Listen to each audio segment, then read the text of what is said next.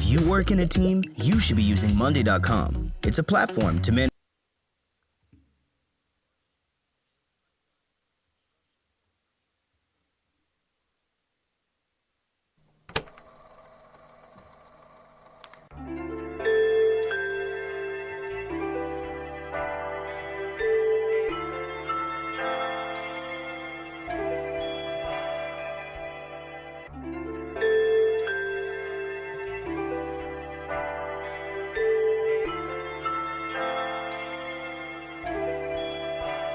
On the track.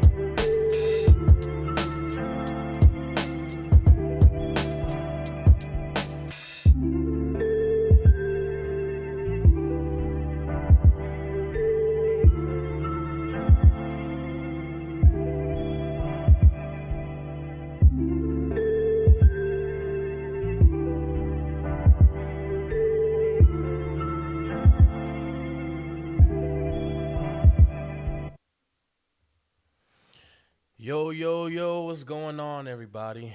Welcome to episode 2 of the M.O.B Podcast. It's your boy DK, a.k.a. that nigga Dak, a.k.a. Mr. Black Sheep. And I'm here with my co-hosts, Dallas and Jake. Say what's up, fellas. Yo. What up, though? We have an interesting show today, But before we get started, I just want to go ahead and tell everybody what the show is about, what the brand's about. So the M.O.B Podcast is a supplementary show to kind of help out my brand, BSC, stands for Black Sheep Collective. And we're just trying to promote creatives of all types, music, art, illustration, writing in general, up-and-coming people to get a platform. So that's really all it is. And the M.O.B Podcast, we talk about some shit, we talk, sometimes it's serious, sometimes it's bullshit. Today's going to be a little bit of both, all right? So, Dallas, just for the people who don't know you, why don't you give them a little something? Yo, what's going on, man? It's your boy Dallas, a.k.a. D-Nice, a.k.a. Ace Mecca, Again, just holding it down for everybody out there, man. Just here to be real and, you know what I'm saying? Just keeping 100 for the culture. Facts. And Jake, why don't you tell the people about yourself? Just Jake, the true albino black sheep. Government lackey by day, musician by night, and I'm just out here trying to get this paper. Facts. That's Gang. What's up. Gang. All right, gentlemen, we got an interesting show today. But before we get into that, let me ask you, gentlemen, something that you guys probably don't get asked a lot. How y'all feeling today? Good, man. I appreciate that, brother, man. Appreciate that. Yeah. Feeling good, man. Just finished up this semester of school, man. Congratulations. What I mean? That's a thanks. That's a big That's up. Great. So. And what are you studying for again? I'm going to school to be a physician's assistant. So I'm just in the prereqs of getting everything together right now. Shit. That's what's up. Yeah. And Jake, how you feeling, brother? Not too bad. I was just got all my stuff registered with the VA and everything. Just got seen by a really good doctor, and we went over all my experiences and all of my records and everything. And he told me to my face, right? He's like, I'm gonna grant you your disability. Everything we've gone over is all service connected and whatnot. And so it was a huge load off, because while you're in, you're treated as a resource, and they say, hey, go to the VA, you earned it, right? And so it kind of finally feels like I am getting what I earned, Yeah, man. No, I definitely understand. I got to do the same thing. I went to the VA yesterday to get my eyes checked out. Turns out I'm slowly getting fucking blind, and maybe welcome to the family. Yeah, maybe it's age catching up to me. I don't know, man, but I don't know. She told me, she was like, yeah, you definitely need glasses. And I just felt like my mortality, you know? I was like, fuck.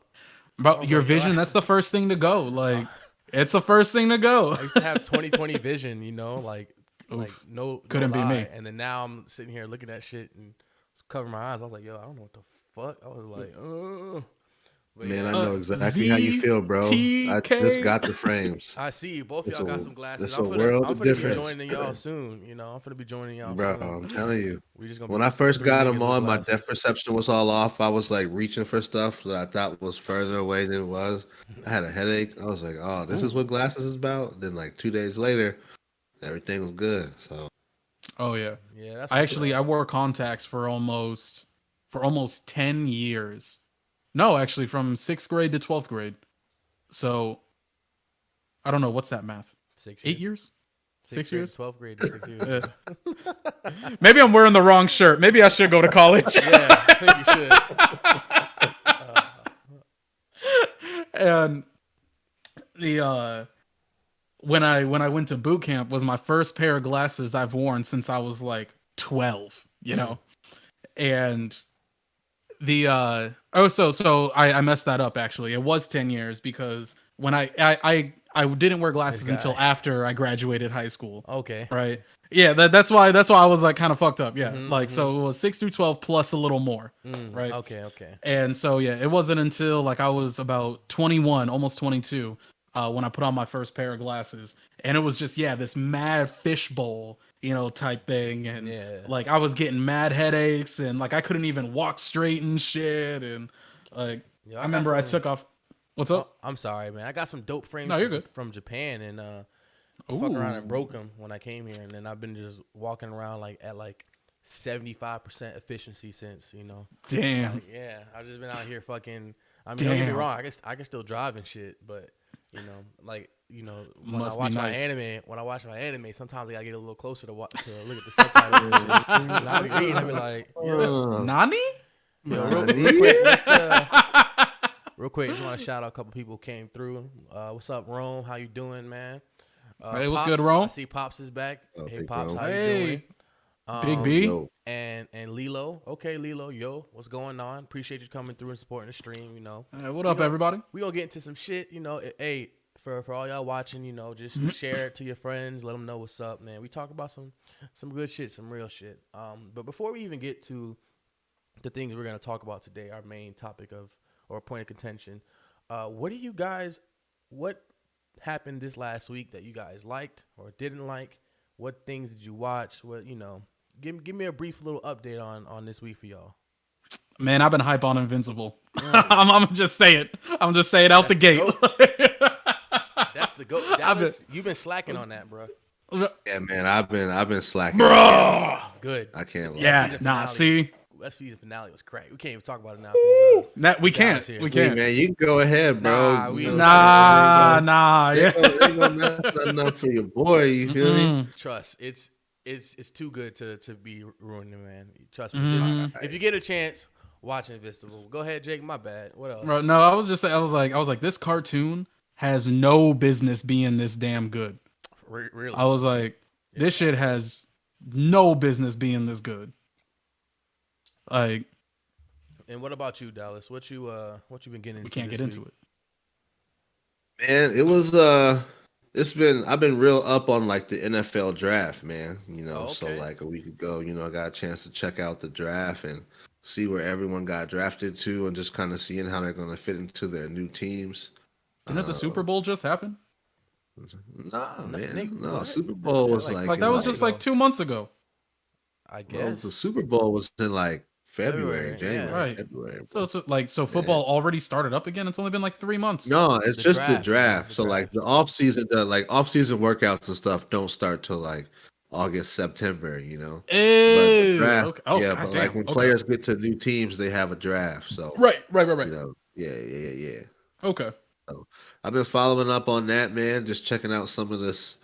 You know, the basketball finals are getting ready to come up too. So I've been real heavy into that, checking to see what's going on there. And obviously, you know, there was the big Floyd Mayweather, Jake Paul debacle. Oh, God. Yeah, I swear, I don't know if I should be like, got your hat. Yeah, bruh. It seems like boxing Dude said, nowadays. Boxing's been kind of like, it's been kind of trash, man. I don't know. It's the little bro, like so I mean, in the sports world, there's plenty of stuff for me to keep up on. So I've been cool, man. I've been Yeah, cool. that's what's up. Yo, You one know, of these we're about to days- hit that dead zone that when basketball's over, it'll just be like golf and like baseball. Yeah. One of these days, Dallas, we're gonna find somebody who we're gonna bring on somebody who's real big into sports too, man. So Yeah, we're right. gonna- Who can go we toe to have a toe. we can have a proper discussion. You know, me and Jake are definitely gonna sit back and moderate because I know a little bit about sports, but I'm gonna keep it a buck with y'all. I don't really be giving a fuck. Yeah, I don't know People be goddamn like, shit about people be like, sports. oh, y'all nerds for like in anime and video games or whatever. Y'all do X, Y, and Z. I be like, yo, y'all motherfuckers be knowing people's stats. Like these grown men, they know they stats. Right? They know Right? motherfucking Bro. like what they're good at, what they're bad at. Like, come on now. Or I was done when some dude was like, no, because they drafted this quarterback and his shoulder to Yeah. fingertips. If you have that length and you know that he can rotate at this amount of degrees and so you're Sports- telling me, you mean to tell me he can't put the ball down with that? And I was like, listen, dude. I was like, nah, you can't. I was like, I can't get into sports. Not like that. Football's a game of inches, man. Yeah, Right. sports That is sports bigger motherfuckers than are inches. just as nerds, just as much nerds as everybody else, man. They don't like to admit it, but Yeah. the motherfuckers be nerding out too. Facts. Other people and Facts. shit. So it's just different what's it, yeah, different strokes, different Every different hand folks. has a different set of feels, like it is what it And, is. I rock with the anime.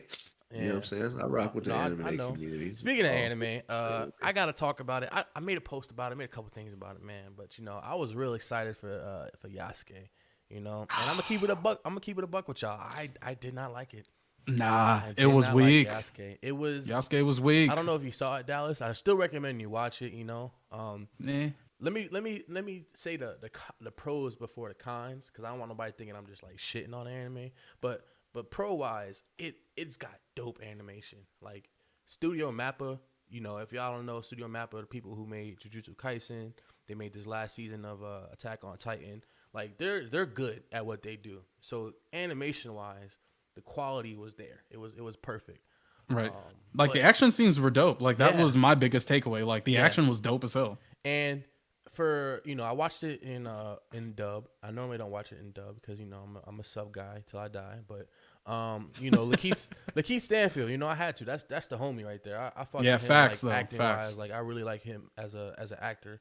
So I was like, I'm gonna watch the dub, and he did decent. It wasn't perfect, but he did decent, and I fucks with that aspect of it. But I mean, this anime was just a clusterfuck of all types of shit, man, And I don't think it was LaShawn Thomas's fault. I think it was like the executives at Netflix or whatever, because they only gave him 6 episodes. And I think Right. that he was like dead set on telling his whole story in those 6 episodes. While I personally think that he should have kind of like broke it apart maybe. And then depending on the success of the show, maybe it would have gotten like better reviews, and then it could have led to more seasons and all that shit. But in all honesty, man, that anime was it was a clusterfuck of shit, man. They had Bro, the fucking- pacing was all over the place. Yeah, the world man. building didn't make any sense. Yeah. Like the music was good. Like music was fire. Thundercat held it Yeah. down. Like Yeah. that intro was a bop. Like That music was that shit fire. was dope. But just in general, man, I was definitely disappointed in that anime, and a lot of people in all these other nerd groups I'm in. I ain't gonna say them right now, but people in these nerd groups I'm in, they're like, oh, y'all don't. Everybody's always nitpicking, and everybody's always doing whatever, and if y'all don't like this, then they're not gonna make more black, whatever. I'm like, bro, shut up, all right? Yeah. Just because the dude's black. At the end of the doesn't mean day, I'm it gonna just fuck comes with to it like quality. that. Yeah. Right. Yeah. Well, because then at the How same long are time, the like episodes? Netflix. The 30 episodes are minutes. only 30 minutes too. That's another thing. So it's Yeah. like it's short. 6 episodes. They gave him 6 episodes, and they were 30 minutes Right. long. 30 minutes long. Right. They didn't even do the Invincible. There's They didn't no even way make it like you could 40 fit a minutes. whole anime into 6 episodes. in Nah. He 30 tried. I'll minutes. tell you that much. He Yeah. tried. I mean, he did it, but execution. I Was, mean, that's kind of how I was feeling about the Mortal Kombat movie too. Like, Yeah, that there was shit a lot of lackluster. stuff to Had to cover see that. in that hour and some change film, right? Like, they put a lot of stuff in there. Like, They that did. movie could have potentially to do it how everyone would have wanted to do it. Like, it would have been like what 4 hours. It would have been like But a then, 4 but then the hour- thing is, like it's Mortal Kombat, right? Like the focus is the fighting and the the tournament. fighting, You know what I yeah. mean? And so Yeah. don't get me like the effects 10 out of 10. That Right. like the effects on the Mortal Kombat was over the like that shit was awesome. But Man, then like you got B grade characters like like the shit like it to me was very like I legitimately just last night watched the 1995 Mortal Kombat and I was like, bro, this shit's still dope. Yeah, yo, that was a bop. I don't care what nobody says. That's a hard ass. They still in the new Mortal Kombat, like they actually put that into some parts like of the movie and the like they still, you know.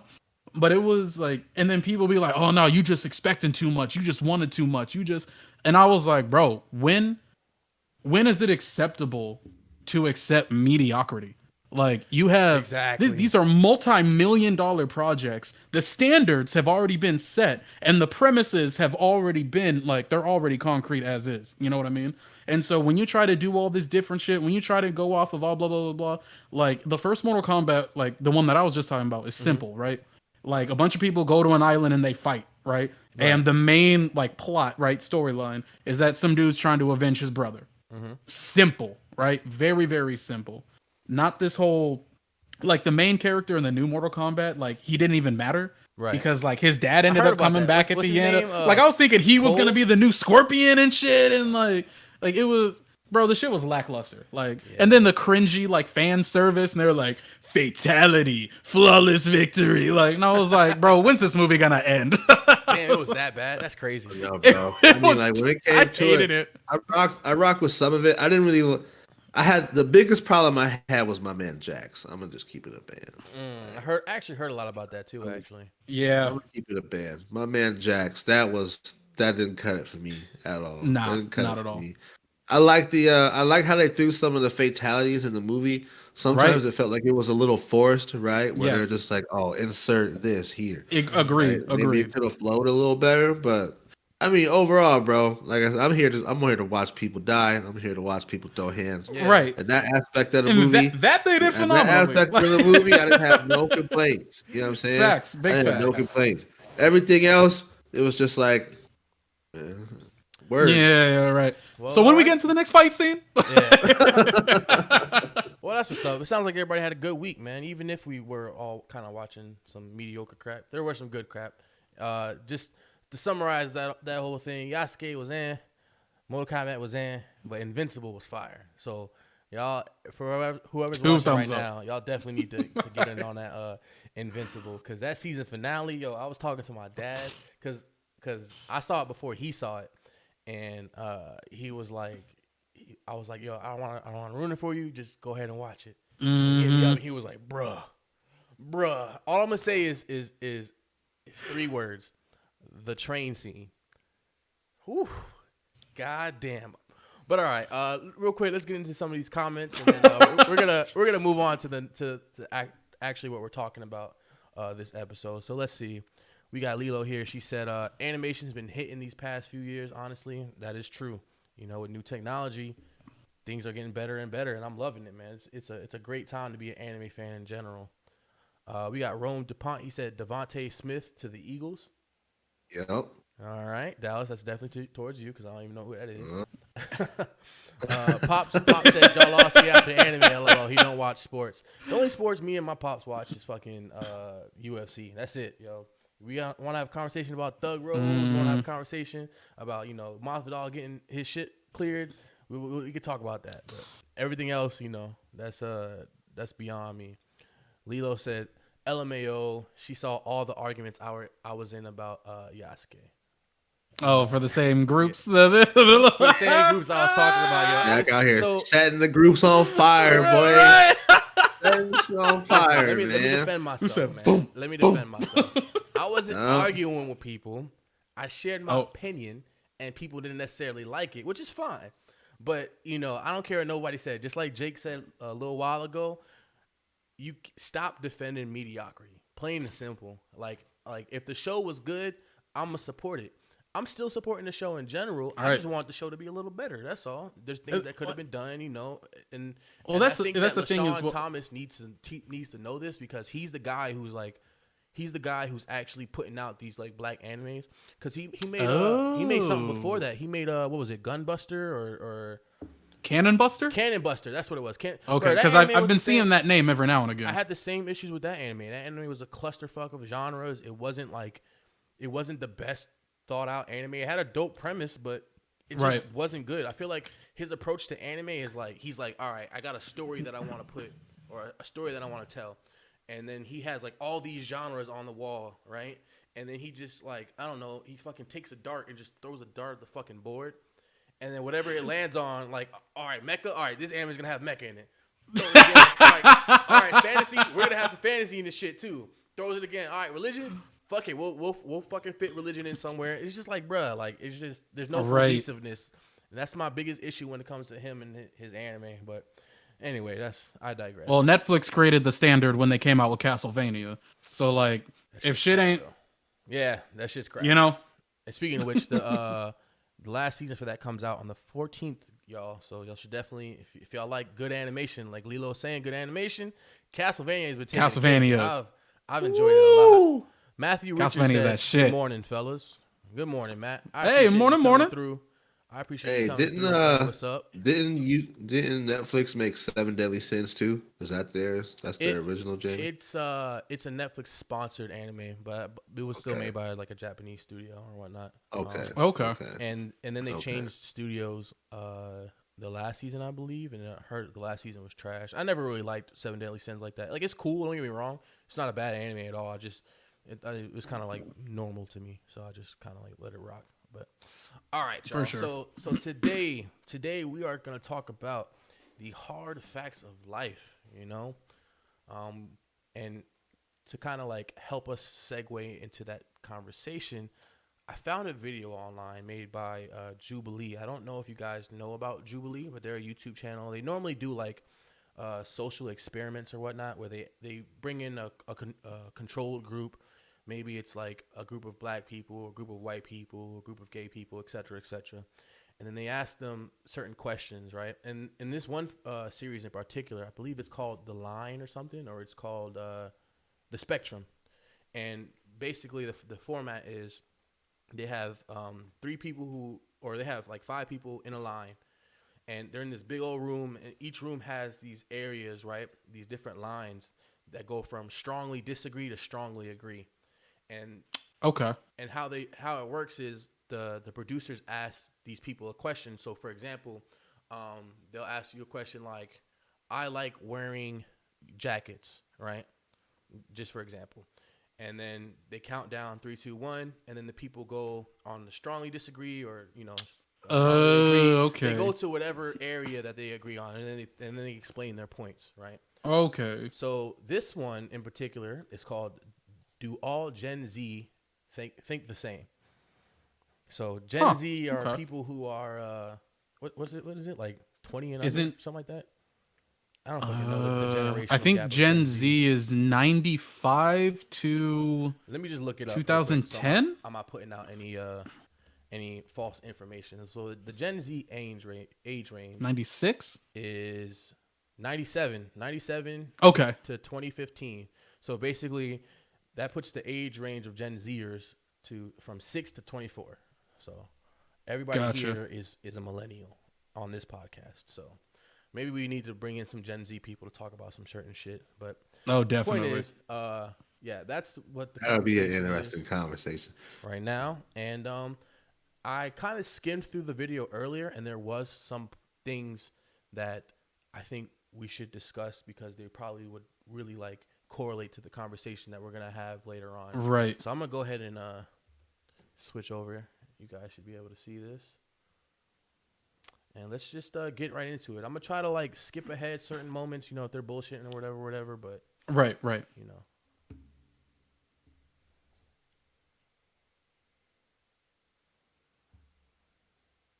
I feel like in my household, my opinion is not valid, and it will never be valid as long as I live. My parents will yell at me, they'll get mad at me, and we'll get into like such large arguments. It's even gotten to the point of one time where I've gotten into arguments with my parents with like, you're gonna have to move out if you don't like agree with these things. Hey, real quick, for everybody watching the stream, just let me know if you guys can hear it. If you guys can't hear it, if it needs to, you know, be louder or lower, just let me know.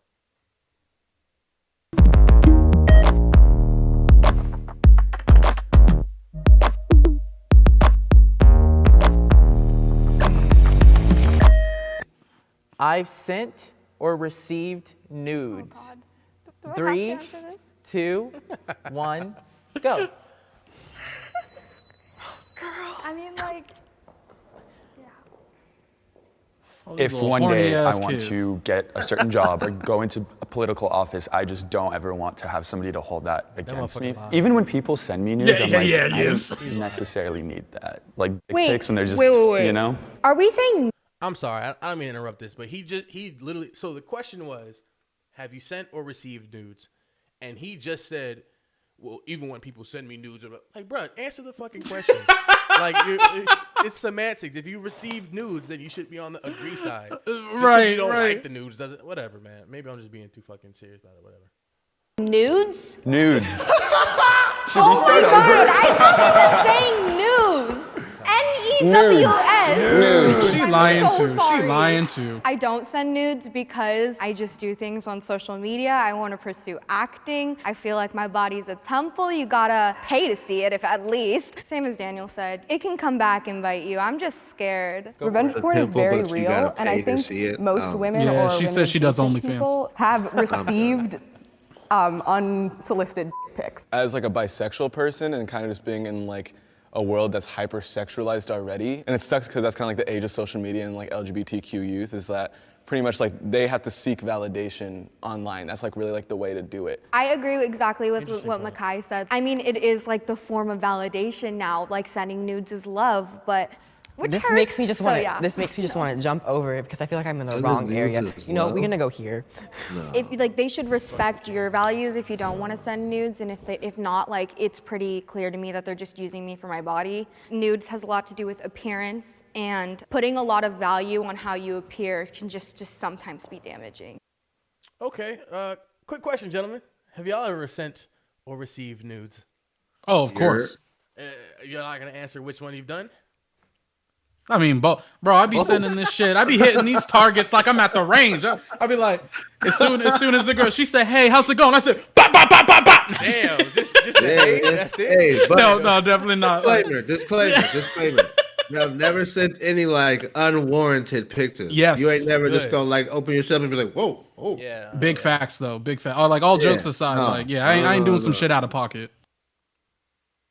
Right? Okay. Oh no, but okay. All right, look. I'll give you the benefit of the doubt. I give you the benefit of the doubt. I'm not gonna answer this question because my pops is on here. All right. Oh yeah, man. You can't have your pops. Nah, I don't care. My Your cool, silence is the answer. Listen. We grown. All right, I'm grown now. All right. I've sent and received nudes. I'm a grown ass man. If I haven't sent or received nudes, my pops look at me like, "Yo, what the fuck's wrong with you?" You know what I'm saying? We're like, bro, what's going on here? Yeah. He look at me sideways like, you know. But nah, I've sent and received nudes. But yeah, never unsolicited. That's just because that's just how you get in trouble. You know what I'm saying? Like, yeah, man.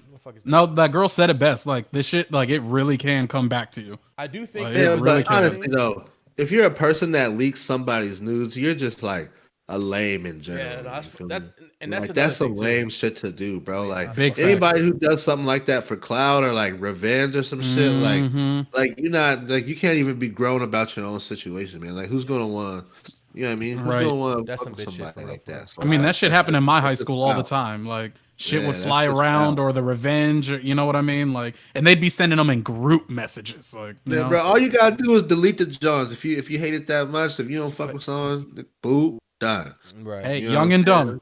You know, there was an interesting point that some of them brought up about, sending nudes because of validation or whatnot. That's definitely interesting, but we'll get to that later. Let's go ahead and skip ahead a little bit to the next. Period poo. Is that going in? Skinny jeans are out of style. 3, 2, 1, go.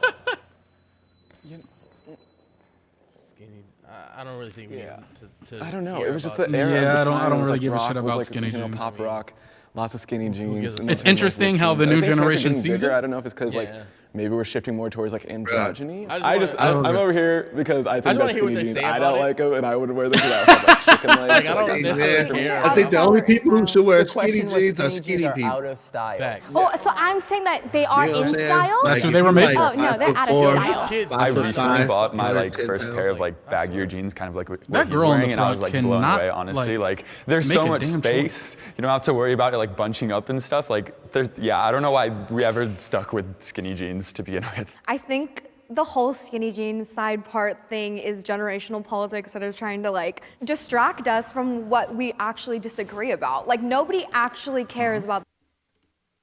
What the fuck did she just say? Did y'all hear that? Did I hear it wrong? Yeah. Trying to divide us by using skinny jeans. She said generational politics, and they're trying to distract. It's fucking skinny jeans, yo. These Denim? It's denim, yo. Denim? Hey, man. Denim, yo. Look, all jeans matter, bro. I think they got an agenda. Agenda. Gen Z An agenda. Anna in particular is trying a little too hard. That's dangerous. 2, oh my God. 1, go. Please disagree. Okay. Oh my God. Well, that's good. That's good. They all. That's very good. Yeah. I thought they were going to. I just somewhat disagree because I try not to just stay on YouTube because it can be a lot of disinformation. But I also feel like I follow a lot of political YouTubers, and I feel like their perspectives are different than what's on the mainstream because like 3 corporations own all of the media. Social news, Big Twitter, facts. 100% easily. But like if it's like some political stuff, I have like subscriptions to like New York Times, even Fox and stuff, just so that I get a perspective from everyone. And I tend to go ahead and like focus more on like the journalism stuff. And YouTube is like the headlines, but I don't click the video and like deliberately watch it until I've known the facts. The ability of Twitter to get opinions out there from people who aren't political pundits is really valuable. And that's good. I don't want to say too much on all these things, but at least it's good to know that the younger generation isn't just blindly following social media. Exactly. I mean, when you grow up like with the internet, it kind of makes sense. Like they're exposed to everything all at once. Like they grew up in that. This is somewhat like reaffirming. It is. And it's another thing too. I do think that the more we progress, as a society, and the more time passes, the more people become more open-minded and willing to accept different things and different ideologies and whatnot. So. This, if anything, like, even though sometimes they try a little too hard to be fucking woke or whatever, I still think it's more beneficial than being like, super closed-minded and not willing to like, listen to anything. So I think that's pretty fucking dope. Let's continue on. People would feel like, I don't really know if I can trust the government. We gotta have. I love my Squarespace site. Simple and beautiful they gotta design. get their money somehow. I can't knock them for that. My parents and I agree on political and social issues. 3, Bro, let me get on that 2, disagree line. 1, go. You know what? Before they go in, tell me about that, Jake. Do you and your parents agree on political and social issues? Oh God, no! Like so, after everything, right, in the military, right, it's made me what I found out is labeled as a libertarian. Like I fully believe that everyone, as long as like you ain't doing something that affects somebody else, like what you do behind closed doors is your business. What you do with other consenting adults is your business. Like I fully and wholeheartedly believe in just like, individual freedom. Like as long as you ain't doing some like that's what like as long as you ain't doing some fuck shit, like it really doesn't matter what the hell like people are doing. It just really doesn't, Just let people live. Let them do what they want to do. So how does that differ from your parents? My father is is a hardcore conservative type. He is not and for those wondering, my father is black, right? Because that's the bit, like he's darker than I am, Right. And he goes to the barber shop and he can't talk about politics because they'll all gang up on him and shit, and they'll all fucking it's bro, he'll wear like the Trump hats. He will when fucking he's a MAGA guy. Bro, it's bad. Like I've definitely, just from talking to him about some things, I can definitely tell I've opened his perspective on a couple things, but like ultimately he's right wing till he dies. For sure. Interesting. Dallas, what about you, man? It is what it is. Man, I'm kind of like down the middle, bro.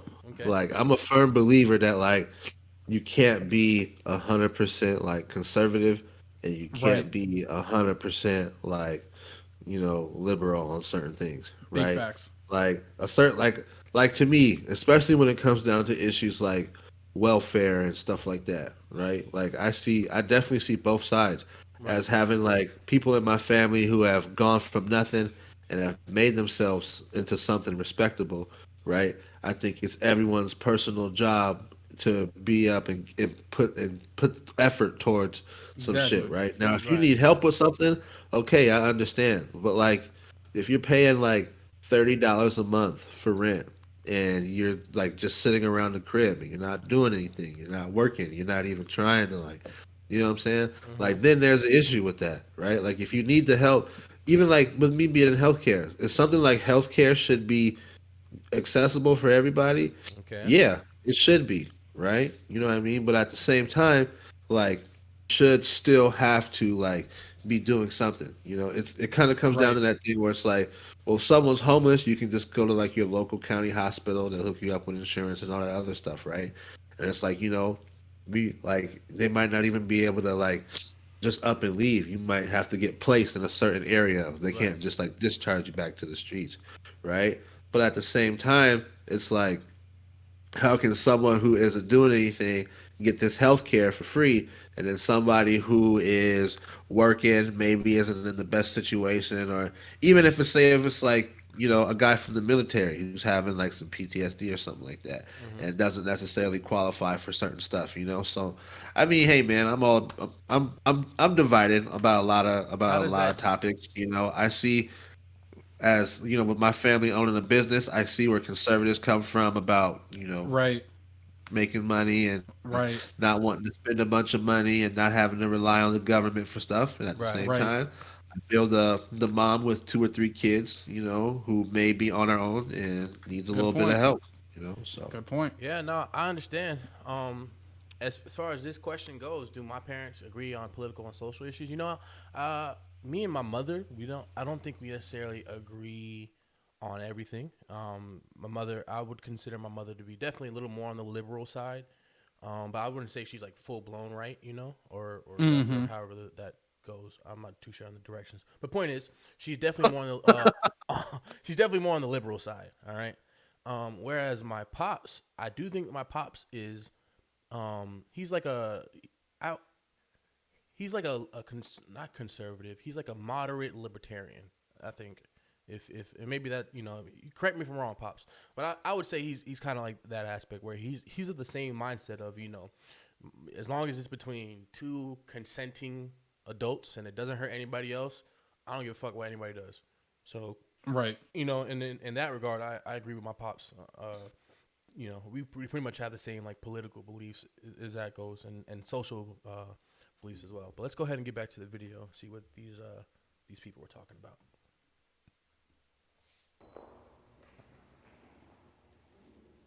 My parents like raised me again on the whole thing of like, look at every single side. And I guess it didn't go necessarily their way, but at the same time, like sometimes it ends up being a wreck, but like whenever it's a wreck, we come back and we're like, I see your point, but here's what I think and here's why, loaded with facts, not just like, oh, I think this because this and this and this X and X and said. No, it's because this is a percentage, this is a statistic that I'm pointing out. Honestly, I used to try and like show them. Well, that's good. She basically said she talks with her parents. And they have open Discord. That's how it should be, you know. Yes, it should. Close-minded and conservative, and there have been. Okay. Mouth is coming out through love. Also, if they're watching this, please stop watching this. My parents are very close-minded and conservative, and there have been fights, as in Daniel's family. I feel like in my household, my opinion is not valid, and it will never be valid as long as I live. I don't want to be quiet about the things, and I want to speak up and share my opinion, but when it comes to that, my parents will yell at me, they'll get mad at me, and we'll get into like such large arguments. It's even gotten to the point of one time where I've gotten into arguments with my parents with like, you're gonna have to move out if you don't like agree with these things. And it's like, I understand what you're saying and all, but you're telling me that if I don't do what you're saying, what you think is correct, I'm not allowed to think what I think is correct because what you think is correct is concrete. That is disappointing in all honesty. It is. It is. Yeah. I know people who have personally, like, they'll be like, Mom, Dad, I'm gay. And then they kick them out and they say, you're not, like, they disown their own child, right? Yeah. That's mind-boggling to me. I don't get that either. I think that people should be entitled to their own viewpoints. Because they are. And I mean, yeah, no, right. But what I'm saying is the fact that any parent would go so far as to be like, if you don't agree with me on something, then I just like, you're no longer my kid, I'm disowning you, or you got to move out or whatever. It's kind of fucked up, you know? I mean, Bro, what are you teaching your kid at that point too? You're like, exactly. You're sitting there and you're basically saying like, we don't necessarily care about your opinion. I understand why this kid here is saying what he's saying. That's kind of feel bad for him, you know? It's kind of fucked up. Yeah. I would have to know what the list of stuff was first before I could probably make that decision. You're saying that there are some things that like, I see what you're saying. Like, yeah, like some things it's like, because I disagree with him. He's like, in my own household, I'm like, sorry, homie. Like, if your mom and dad are paying the bills, Brody, then you know what I'm saying? Okay. Like, you're entitled to your opinion, but to say like, oh, this is my house, like, oh, hold on, player, hold on, now, player. You know what I'm saying? Like, and you know, if his mom and dad were like, if it was like you have to vote this way or you have to treat people this way or you're out, then okay, fine. You know what I'm saying? But if it was something I'm willing like, to bet that's what it actually is, though. Because yeah, like I hope it's with that. The current climate right? and I hope shit, it's just not something like you gotta take the trash out on Wednesdays. Yeah, right. Yeah, no, I think niggas are rioting and shit. I think in this particular situation, you know, I don't know anything about this kid, but I'm reading the comments right now, and Pops was saying that it sounds like a highly religious household. Yeah. And that it may sound ignorant, but that's what he's experienced, and I kind of agree with that. And the reason why I'm gonna make this assumption right now is just because, you know, obviously we don't know nothing about this kid, but from his like demeanor and the way he speaks, right, just his mannerisms, and I would assume that he's somewhere on the spectrum of the LGBTQ community, you know, and maybe his parents don't necessarily agree with that. Maybe they're more conservative, which is why they have differing viewpoints and opinions, and maybe that's why they had this conversation. But you know, who knows? Let's continue on with the video. It changes because where you come from is so different from America. I have felt depressed. They're 3, all gonna go on the green line. Look at, she's already 1, getting ready. Go. Come on, guys. Kept going. That's kind of sad, actually. It is. I've noticed that's with because you know, with my little sister and you know, just like some mutual friends or coworkers or whatnot, there definitely seems to be like a generational cultural type thing where they're all just like, yeah, we're all sad, like we're all depressed, like we all have anxiety, we all like this and that and shit, you know. Let's it's dive the deep. internet, bro. Let's dive deep more on this because I just think that's really sad that like they all went to fucking everybody except for one person was like strongly agree. That's kind of sad. There are a lot of points where it is romanticized, and I think it's a difficult struggle. And also I think like within like the Black community, there also is just not a lot of attention to mental health at all. Obviously there's points where I feel flustered and I feel like, oh, like everything's crumbling around me, and that's like a very common human thing.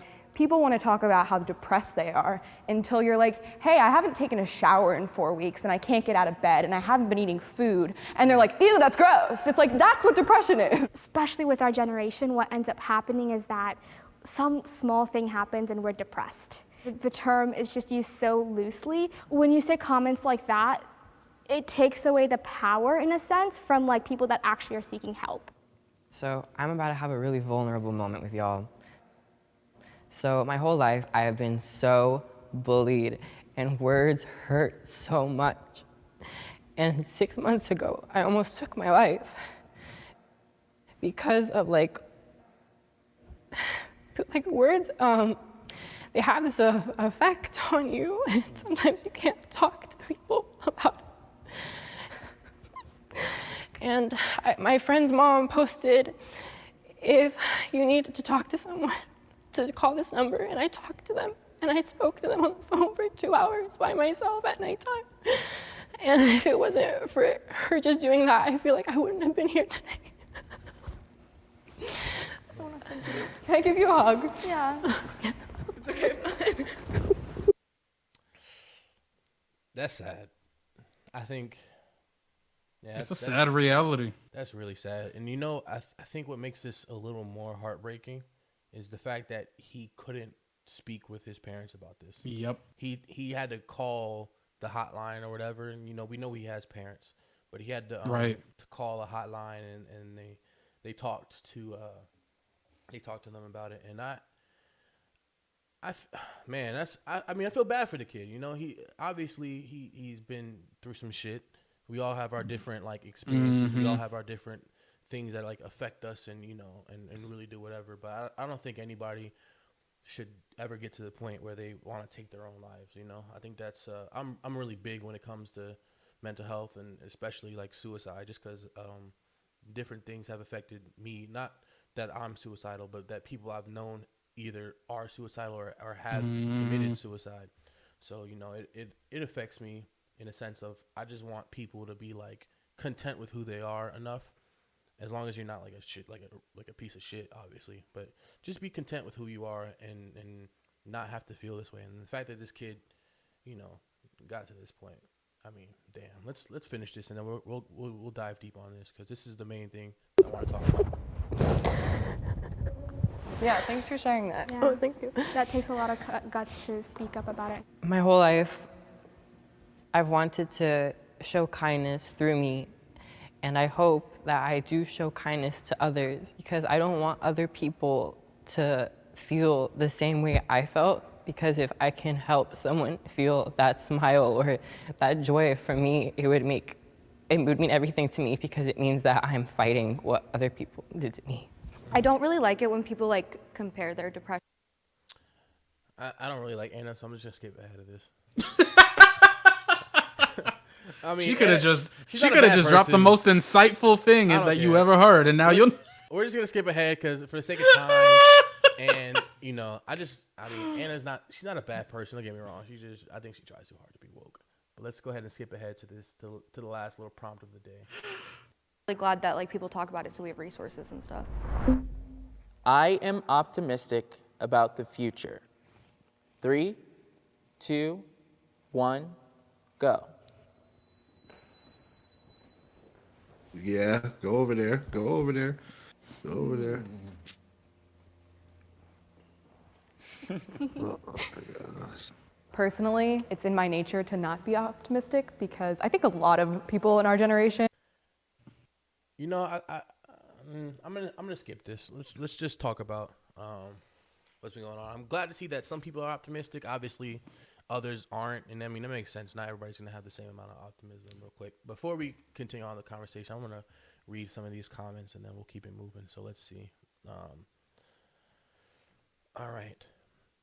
Pop said, or his parents are important where they live, and it makes them look bad. Oh, okay. Basically saying that they don't necessarily like it's an image thing, you know.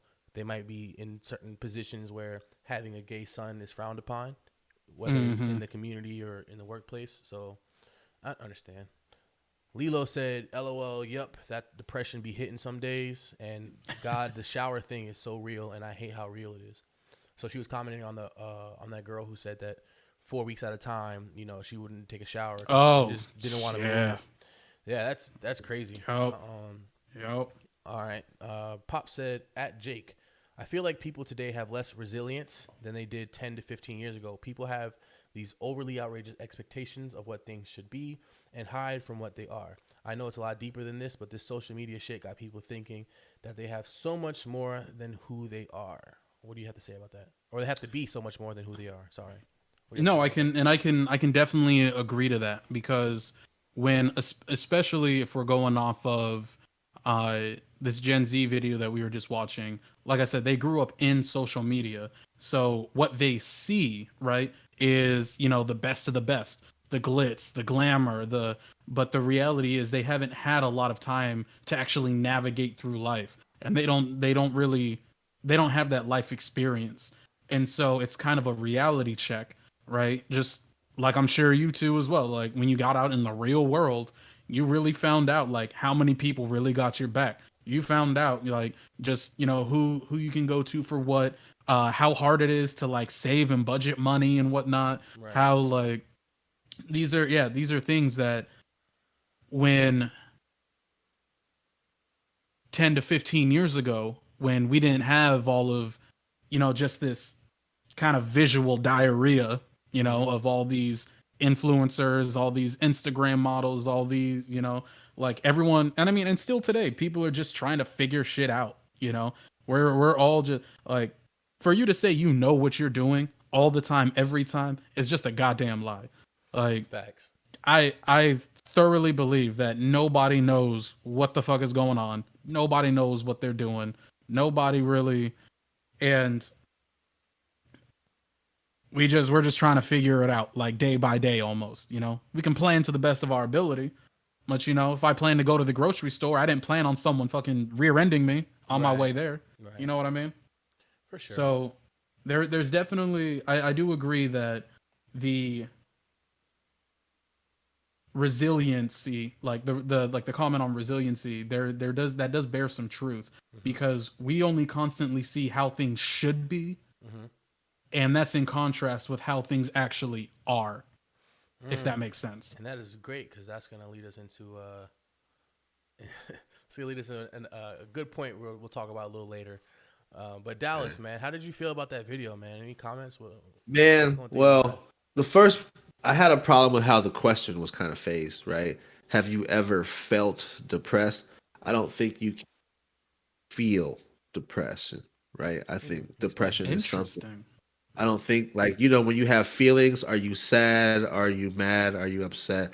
I don't think depression is something that you feel. I think depression is a condition, right? And because you have people that have, you know, people who are manic depressive. There are different levels of depression. There's seasonal depression, right? So like, you know, there's cabin fever emotion. kind of type of deal, right? Where it's like you kind of in certain things, right? You can have a lack of vitamin D, a lack of sunshine, and that's going to lead to depression. Big facts. Because when you're depressed, like your brain literally, like your brain, like a brain that's like someone who suffers from like clinical depression and someone who like has like who doesn't, their brains fire completely different, right? There's like a chemical imbalance where it's like that's what's causing your depression. So I kind of had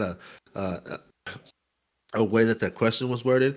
Honestly, man, I think what a lot of it is, I think that with the evolution of the internet, we have developed this thing for instant gratification, right? Or instantaneous. Like, if it used to be back in the day, right, where if you wanted to even like groceries, you go to the grocery store, you get it done. Now you can hop online, click a button, they bring your groceries to you. You get what I'm saying? Right. Like a lot of people have grown up in this generation on tablets, on phones, looking at things, you know, and have no social skills. A lot of people don't know how to interact with people because they've spent their whole lives interacting with people on a keyboard or on a phone. So when you have to go to a job interview and you have to look someone in their face and you have to give them a handshake and you got to show like these skills to survive, like people aren't necessarily equipped. And again, it's kind of like, it's a combination of a thing like on the parents and on like the children as well, right? Nowadays, it's kind of one of those things where it's like, when I grew up, not everyone got a participation trophy. You get what I'm saying? Like when you go into these AAU tournaments, you went to these sporting events or whatever, either you won or you lost. And there was a first place ribbon, there was a second place ribbon, and then everything else was just like whatever. You know what I mean? Like I didn't grow up getting participation trophies for, well, here you get a reward for participating. What does that teach you at your job? You get what I'm saying? Like, you know what I mean? Like, you know, it doesn't prepare you for the real world. So it's just kind of one of those, you know, it's a combination of things. When it comes to people's mental health, though, I think that that's something that if you're feeling like you know, especially if you're feeling kind of like how the kid was feeling about taking his own life, man. Like from that point on, you need to make sure you have a solid team around you. Yeah. You know, like a psychiatrist, someone that like if you need to take medications to kind of help with that, then have your psychiatrist on hand and not someone who's just gonna like be your yes man. You know, someone that you can really talk to, a therapist. You know, if you're in a case like the man and you can't really rely on your parents, you know, find at least 2 or 3 close relatives, friends, somebody that, you know, a team of people that where like you can come and have these conversations with, you know, because once you reach that point of recognition that, you know, this is something I need to fix, letting that go is going to lead you down a really dark path, you know. So I hope he took the steps he needed to make sure that it doesn't happen again, you know. For sure, man. That was very insightful. I want to ask you a question because you kind of said some things that I'm not saying contradicted to one another, but I just want to like clarify some things. So you said that, and if correct me if I'm wrong, but you basically said that depression isn't an emotion; it's a state of being, right? And right. So my question to you is: do you think that that state of being? Don't you think the emotion like sadness can lead into that state of being? So maybe in the sense of them saying, have you ever felt depressed? Maybe they haven't, or maybe they didn't mean it in the sense of like you have just moments of depression, but that your sadness had led you to the point where you've actually become depressed. You know? Would you agree with that or no?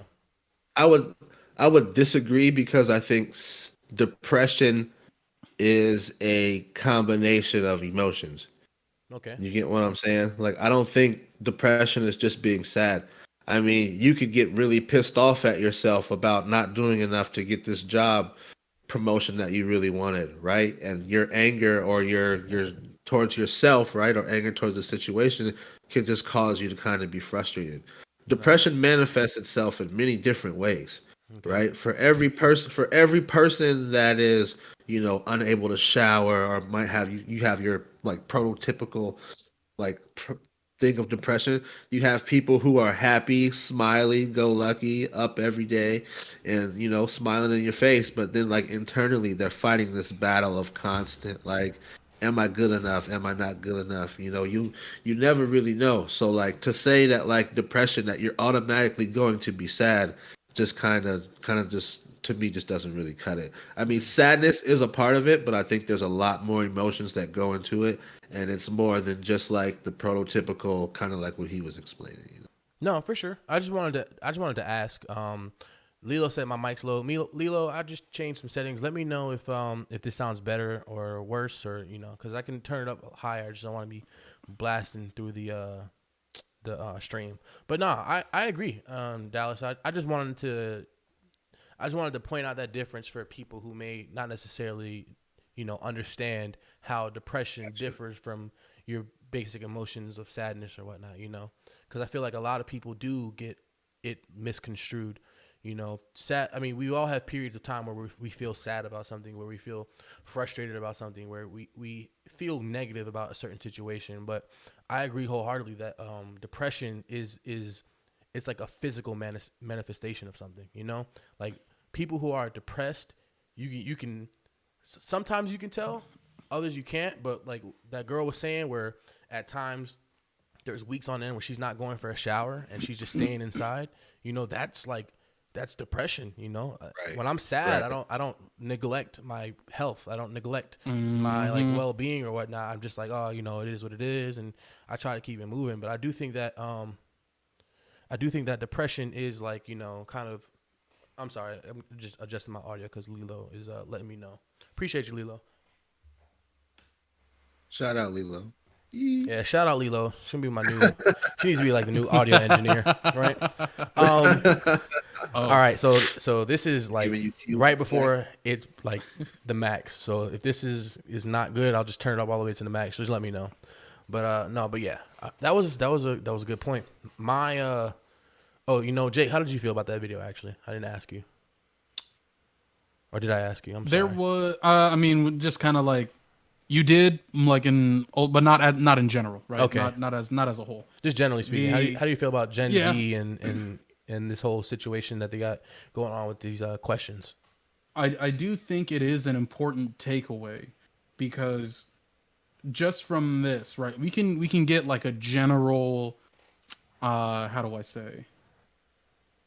We can get like a general reading, right, of just this new generation, right, who is going to be, you know, working in the same jobs we are, taking, you know, office after, you know, these people, you know, the next generation, right, of the country. Like, this is their reality, or at least what they believe their reality is. Their perceived reality. Exactly. Right. And so it's something that, like, do we need to, you know, take action, jump up right away and cater to every single need of every single, you know, that's a whole different slew of conversations for, you know, a bunch of different times. But it is a good way to measure. I kind of lost the word, but it's like a metric, right? Like yeah. It's a type of metric to where, like, yeah, like this is what they're going through. This is how, you know, they're perceiving, you know, their lifestyle, their environment and whatnot. Yeah, and really we can't not take them serious, if that makes sense. I mean, one thing that pissed me off as a kid was when I was saying something, like, and someone just was dismissive, disregarded, didn't believe me, like, just because of your age. Exactly. Like, why is my truth less valid than, you know, someone else? No, I agree. I'm gonna comment on the video, comment on you guys' things, then we're gonna transition. Actually, we're gonna read some comments and then transition to the next topic. But in regards to the video, you know, I wanted to show this video because I did briefly see that depression moment with that kid, and I just, you know, I felt bad, and I think it's great. It's a great segue to what we're gonna talk about here in a little bit.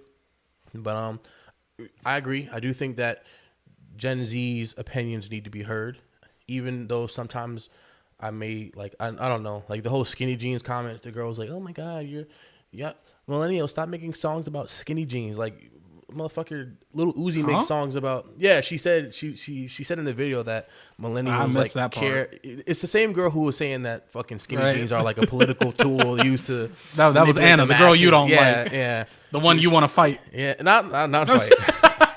Anna's a sweet girl. She's just blowing smoke up people's ass. Yeah, you just hate her. She just anyway.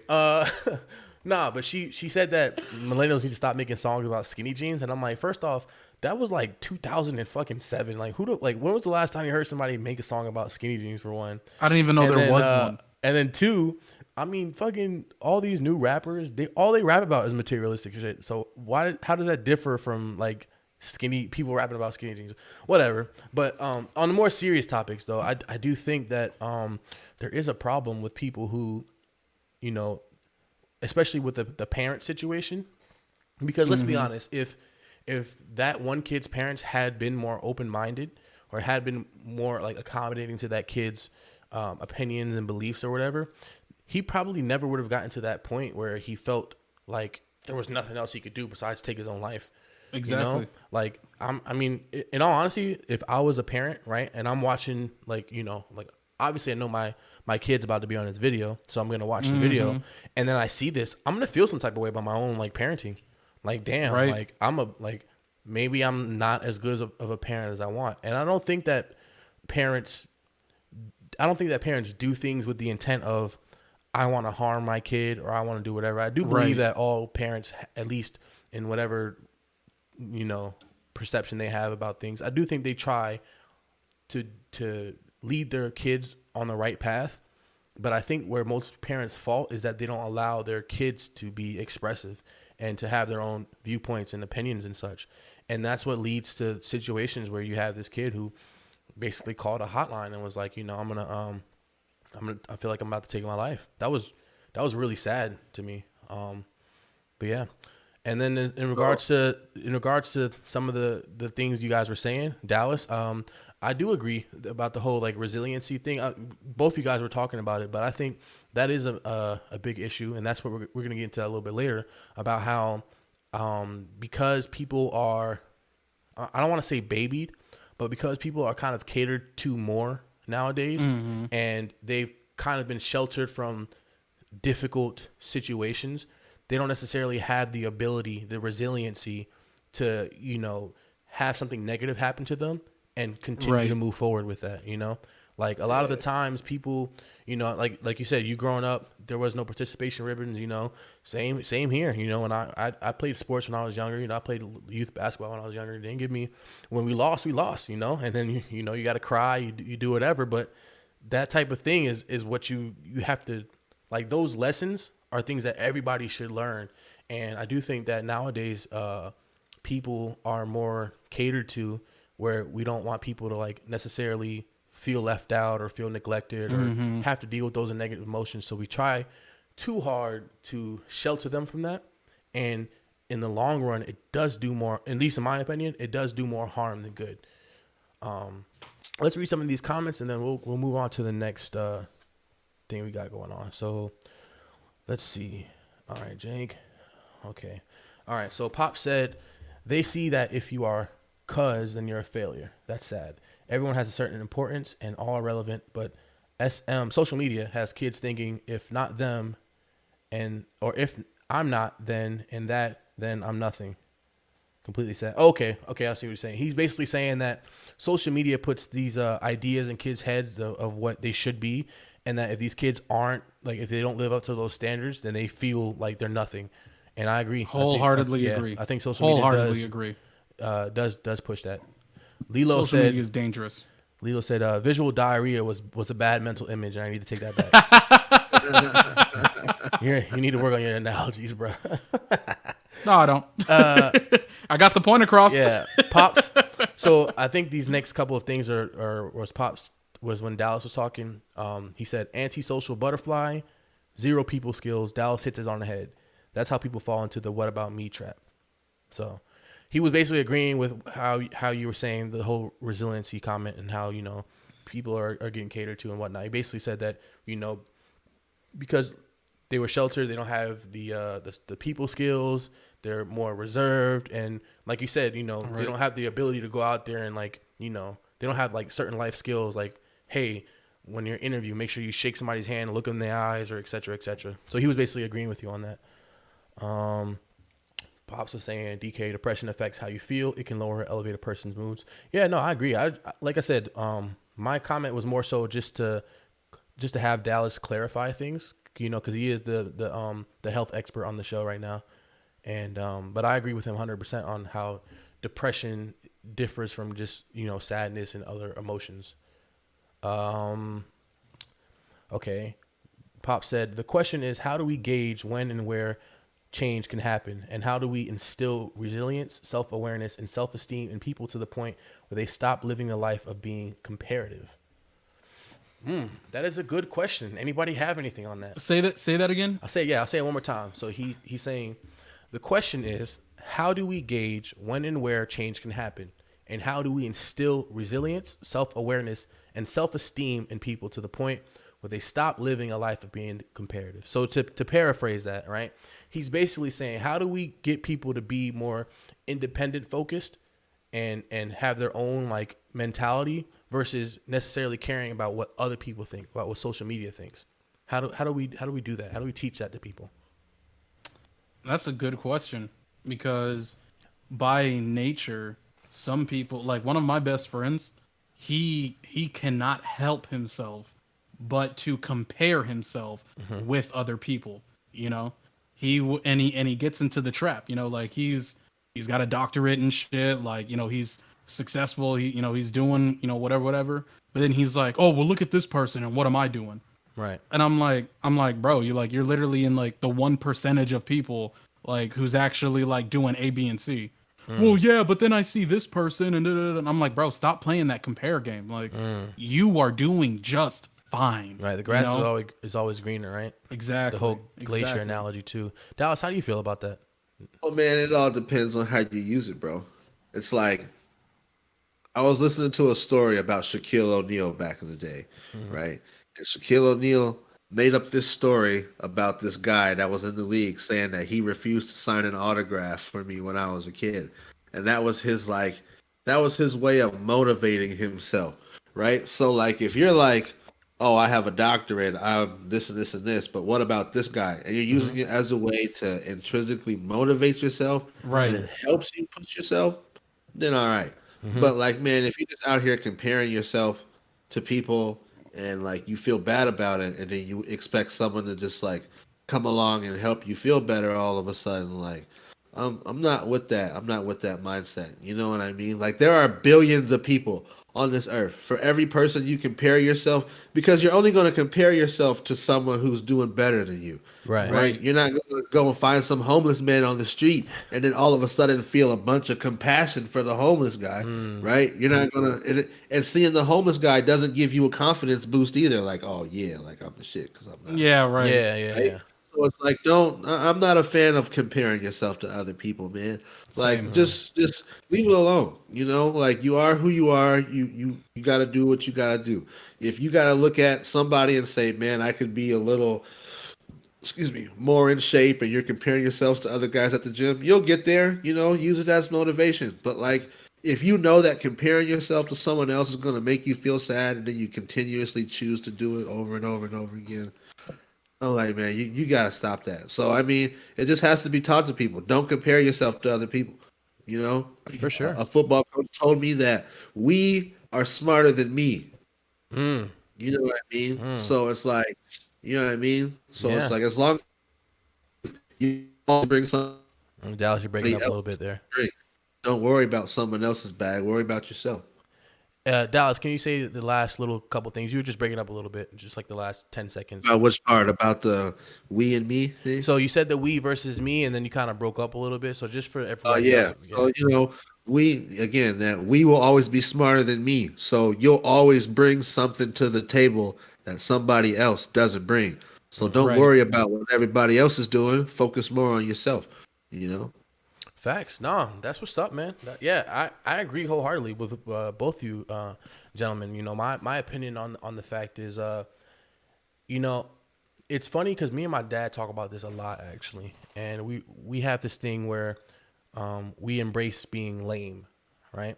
And what I mean by lame is society views things as cool or whatever, especially when viewing from or when you're looking at someone that's a black man, they view certain traits as being cool or whatever, right? Like wearing the freshest shit, wearing designer, whatever.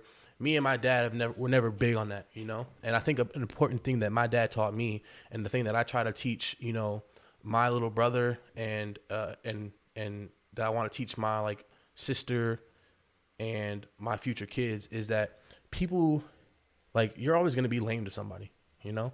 That's just how it is. And who gives a fuck? Because at the end of the day, like, a lot of the times people who call you lame are people who peak during certain periods of their life, you know? Like, let's be honest, man. I'm doing well for myself. I know y'all are doing well for yourselves, and it's just like, you got to focus on your own shit. You got to focus on your own bag and your own like passions and aspirations. Yep. Because someone's always gonna have an opinion. Yeah, somebody's always gonna run their mouth. No matter what you do, like, oh, I would have done this. Oh, you should have done that. Yeah. Oh, you shouldn't have. It's like, shut the hell up. And I do think that like, people need to have this. People need to stop having this mentality of always trying to focus on like what's cool and what's like, you know, what's in or whatever. Because at the end of the day, you know, you got to live with your decisions. You got to live with like the things that you do. You trying to be cool for everybody else, like when shit gets low, nobody's gonna give a fuck about you besides the people who really care about you, you know? Right. So you need to do things that are gonna benefit yourself and help you, you know, move forward. And to answer the question of how do we teach that, how do we instill that, you know, it's a difficult like question to ask, because I really do believe it does vary from person to person. But I think that the best case would be teach them when they're young, you know, because parents can only be around their children for so long before they're out into the world, and then they have to deal with peer pressure and having to conform to be considered cool or to hang out, clicking up with kids or whatever. If you try to teach kids when they're young that it's okay to be different, it's okay to be an individual, it's okay to like disagree with what someone else wants to do. Like if they want to do some fuck shit and you're like, nah, I'm good, I don't want to do that, and they say, oh, you're lame or whatever, that's fine. It's okay to have those things because at the end of the day, you should worry about yourself, and you should really be like focusing on your own health, and that is, you brought a tear to Dallas's eye. It's easier said than done. It's really easier said than done because a lot of times we say things like, you just gotta toughen up, you just gotta do X, Y, and Z, whatever. But it's like you forge yourself. You know what I'm saying? Like you really have to like go through shit and then continue to go through shit, and then every time you get over it, you become stronger as a person. And it always seems shit while you're in that situation because it affects you. You're sad, you're whatever. But in the long run, it just makes you stronger. It makes you more confident about your own abilities. It makes you more like just comfortable with yourself as a person, which is why, circling back to the whole like participation, whatever, that's why I don't believe that type of thing is beneficial to society, because when we don't teach kids that, hey, you didn't win this time, you lost, they don't gain that lesson. They don't gain that lesson that it's okay to lose sometimes. We're not always going to take W's. We're not always going to be in a position where things are going to be like fucking great and amazing. Sometimes, man, you're going to have to go through some shit. And guess what? When you get through that shit, you're going to feel better. All right. You're going to be stronger for that. So, but yeah. All right. You know what else? Oh, go ahead. I just kind of want to add something in, and maybe it's another talking point, Go ahead. Yeah. But I think another big problem is that I think people think that being accepted by the masses is going to make them happy. Right. And I think that is not the case whatsoever. You got to find out what makes you happy, right? So, like, if we go back to the video, here's a question I was wondering, and this is what I'll pose to you guys. Say if the gentleman that was, had gotten to the point where he was going to take his life, right? He said his parents were extremely closed-minded. If he would have told his parents, okay, and told his parents, they have the conversation, but it doesn't change their minds whatsoever. He just gets it off his chest. Do you think he would have been happy? Do I think he would have been happy? I'm going to say I don't necessarily think he would be happy, but I do think that would relieve him to an extent. And what I mean by that is, obviously, if his parents reject him, it's going to hurt, right? But when you at least say what you wanted to say, or at least express yourself, then you say to yourself, like, at least I tried. At least I did this. And even though it didn't necessarily go the way I wanted it to, I said what I had to say. And I think it's a little bit difficult in that particular situation just because of the fact that they are his parents. So their opinions are going to weigh way more than, a stranger or something like that. So I do think that depending on like how they respond, it's one thing to be like, I don't agree or I don't do whatever. But if they were like kind of like fighting him on it, I do think that would be like more detrimental. Especially when he's being vulnerable.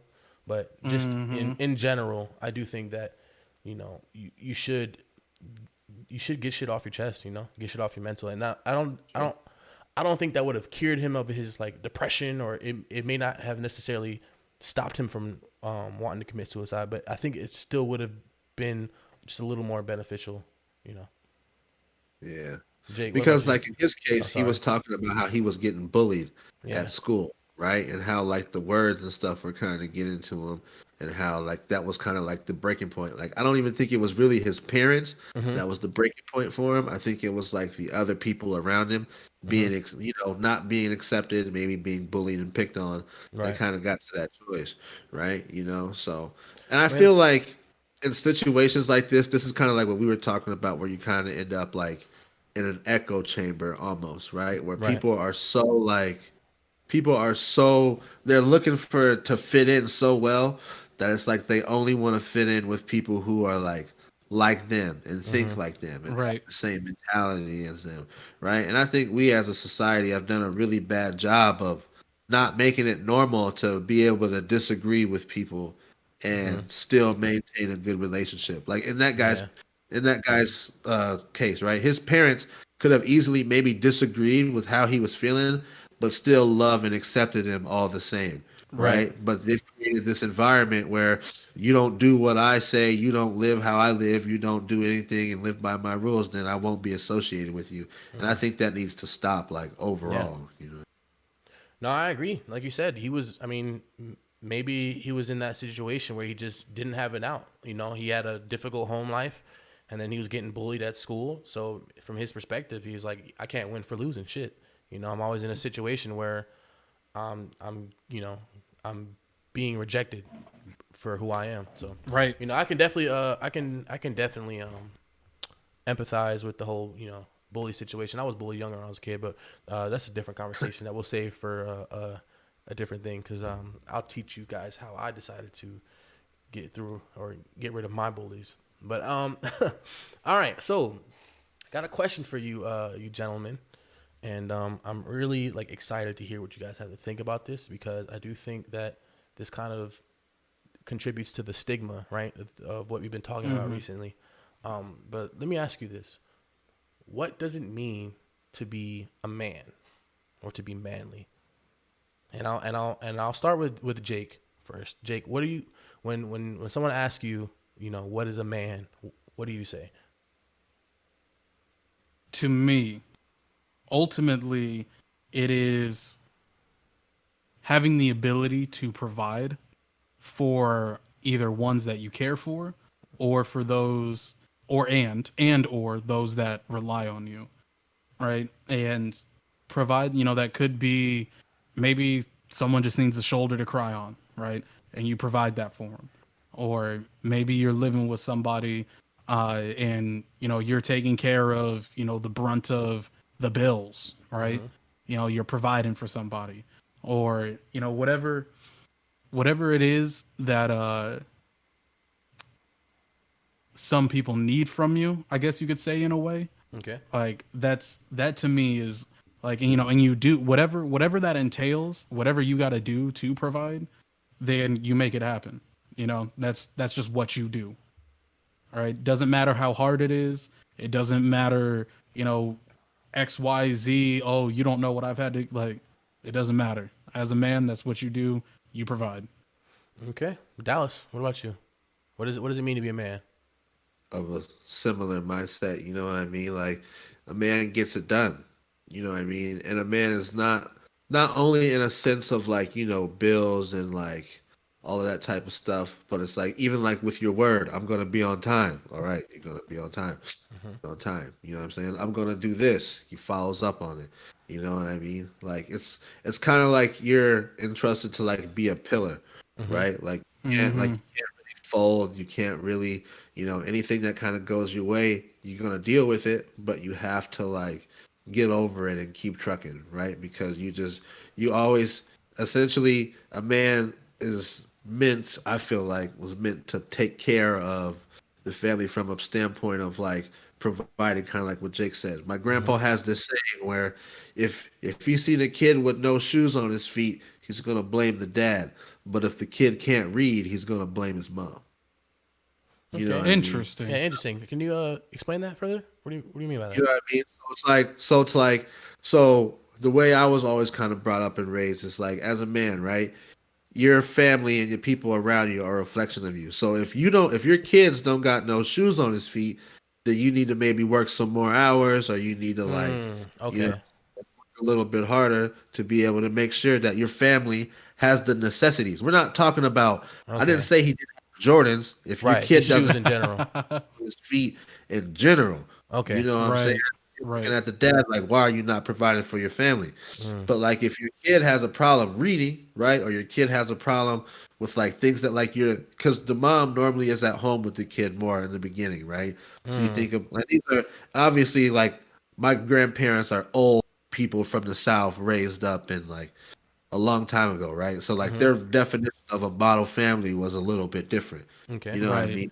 like, a little more but these are traditional. still some of the values that I deeply agree on. Where it's like, Okay. if you can't read or something, then you so you're saying, so you're saying that, and correct me if I'm wrong, but you're saying that men provide on the aspect of like necessities and things you need to like live and whatnot, survival stuff, whereas the women, they or the mom in this situation, they provide in the sense of like the nurturing. So that's what you were basically saying, in the sense of if you don't have shoes, it's because your dad's not putting in work and not providing you guys what you need. But if you don't have that like mental ability or whatnot, or if you don't have that like an emotional thing, it's because your mom's not teaching you. That's what you're saying.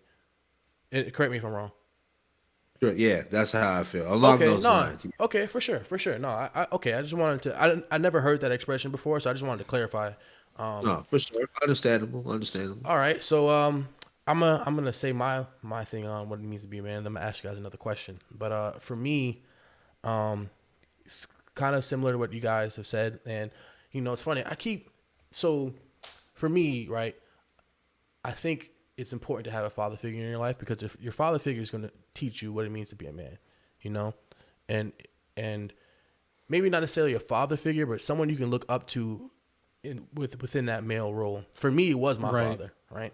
And there is one thing that he said, and my dad speaks in like fucking idioms and shit and sayings and whatnot. But the thing is though, it fucking works, yo. They really fucking stick. Right. They really stick. So,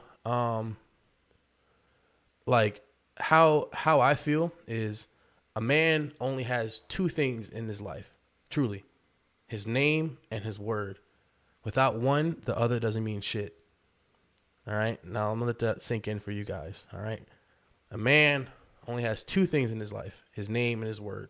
Without one, the other doesn't mean shit. And what he meant by that, I can agree to that, or how I took it is, if you, like you said, like y'all were saying, when you say you're gonna do something, do it, right? The minute you don't stick to your word, the minute you don't say whatever, when people say, hey, Dakari said he's gonna do X, Y, and Z, y'all gonna be like, that motherfucker ain't really gonna do that shit. Exactly. Okay, I hear you. Like that's how y'all gonna feel, because my word doesn't mean shit, and vice versa. Whereas if someone's name, right, is infamous or irreputable, if they say, hey, I'm gonna do X, Y, and Z, you're gonna be like, you said Dakari said that shit? Nah. Okay, I hear you. You know what I'm saying? So for me, right, I think that just to be a man just means to one, be able to provide, right?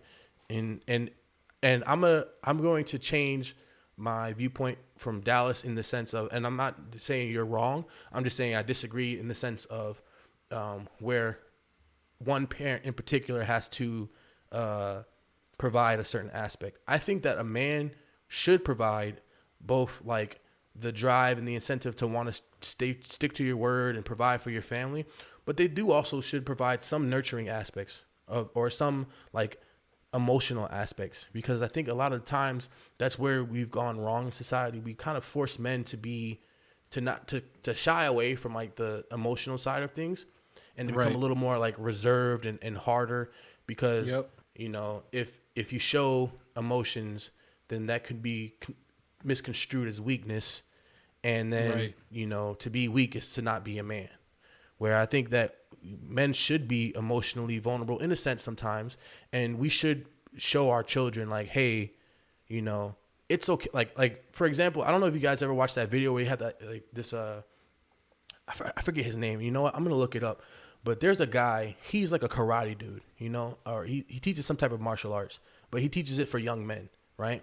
And he tells like the young men like, hey, why are you so mad? Like, because he tries to get them to break a board, right? There was a video where this kid was trying to break a board and he couldn't break the board. And the more that he couldn't break the board, the more frustrated that he got. And he was getting to the point where he started crying. So the man asked him, like, what's wrong? And he's like, I can't do it. He's like, okay, I understand, but just try a little harder. And he's trying like not to cry. And the dude's like, yo, let it out. It's okay. Let it out. I mean, he kind of teaches people that it's okay to like be vulnerable. And right. I'm gonna show you guys it because I'm doing because it a disservice. we're still people, you know. We're still people. At the end of the day, if you take away names, if you take away genders, if you take away, you know, we all bleed the same color. We all feel the same feelings. Like, we are more alike each other than we are different. And in society, right, society will tell you different. Society will say, oh, you know, the man, you know, it's not manly to cry. You can't do that. Oh, sorry. Like, okay. Oh, no, you're good. You're good. Go ahead and play it. No, I'm going to read some of the comments because I'm seeing people are saying something, and then we're going to go into the situation. So he said, all right. Pops said people just need to see the end result, not the process. It's sad. True. Commenting, yes, sir, I'm lame as hell. Failure is the best teacher. Basically commenting on what I was saying. Pops was saying men and women nurture differently is what Dallas is trying to say, which, you know, I understood. I just wanted to clarify because I never heard that thing before.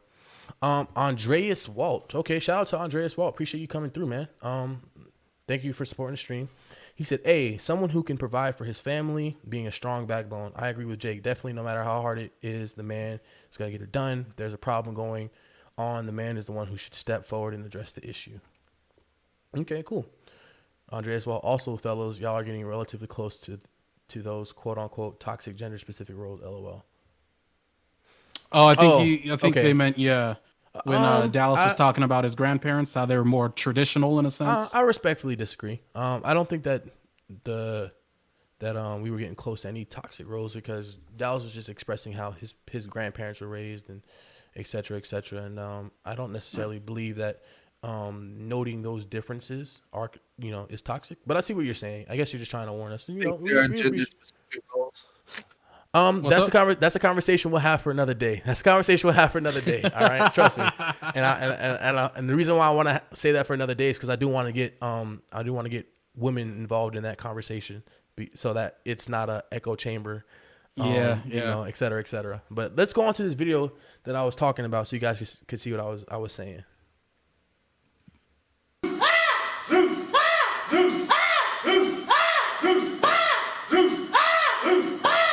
Pulling, punch all the way through. When you feel the pain, go all the way through. That could be a barrier in life or anything. Punch hard. You gotta punch it hard enough. Punch through it. You feel pain? Shake that off. Let's go. That's what this is about. Good. Let's get to that. Why are you crying? That's what this is about, son. It's okay to cry. We cry as men. Why are you crying, though, son? Come on. Tell me, why are you crying? It's part of the test for a reason, but why are you crying? Go ahead, son. Because what? Because it is hard to push through with my left hand. Okay, good. But you did it, though. You punched through with your left hand. You know in life there's going to be things harder for you to do than other things? Yes, sir. And you know those things that may appear to be hard to do, you're going to have to do as a man, regardless. And it's going to take tears.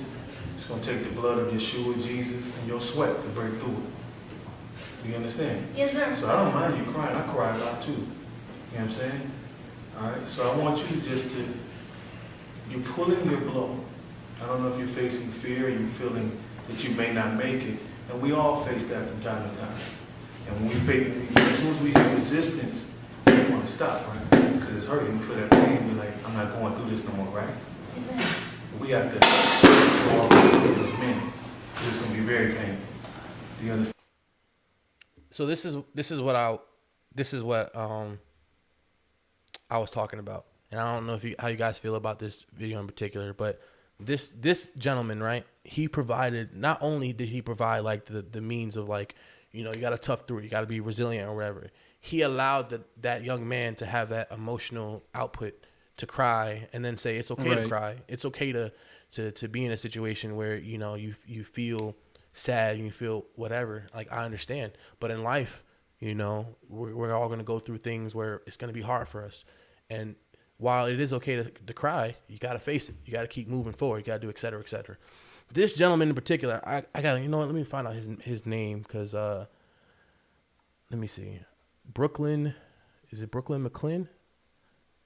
I don't know. I'm gonna find out later, and I'm gonna drop it in the comments at a later time. But this right here, this whole mentality is my whole perception of what it is to be a man. That sometimes we're gonna have to go through shit, and we're gonna have to, like, you know, tough it out, and we're gonna have to do whatever, be resilient. Right. But that it's okay to, like, you know, be vulnerable sometimes, you know?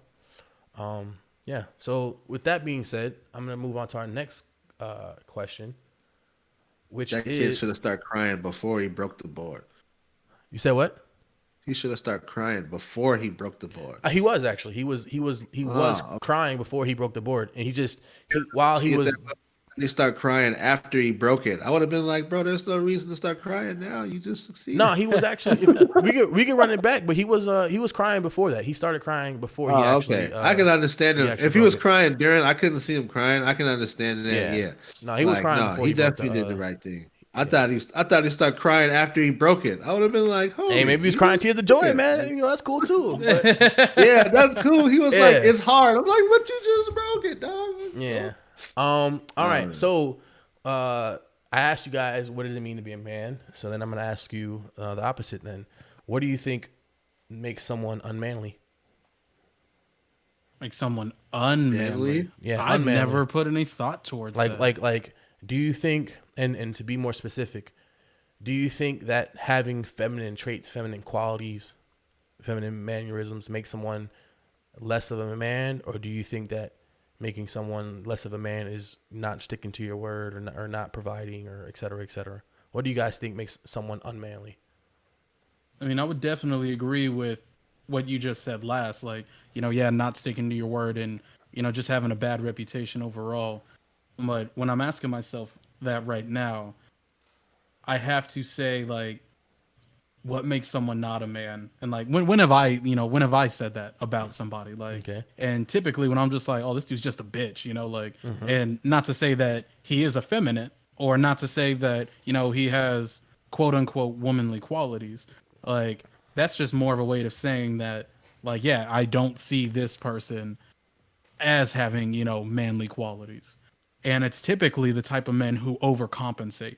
Okay. You know, the ones who are, you know, they drive the lifted Nissan Titans with the fucking bedazzled clothes and whatnot. And like I'm just, you know, they put like, I don't know if it's a thing where you guys are bad or if you've ever seen it, but there was a trend where some dudes were putting like nut sacks on their trucks.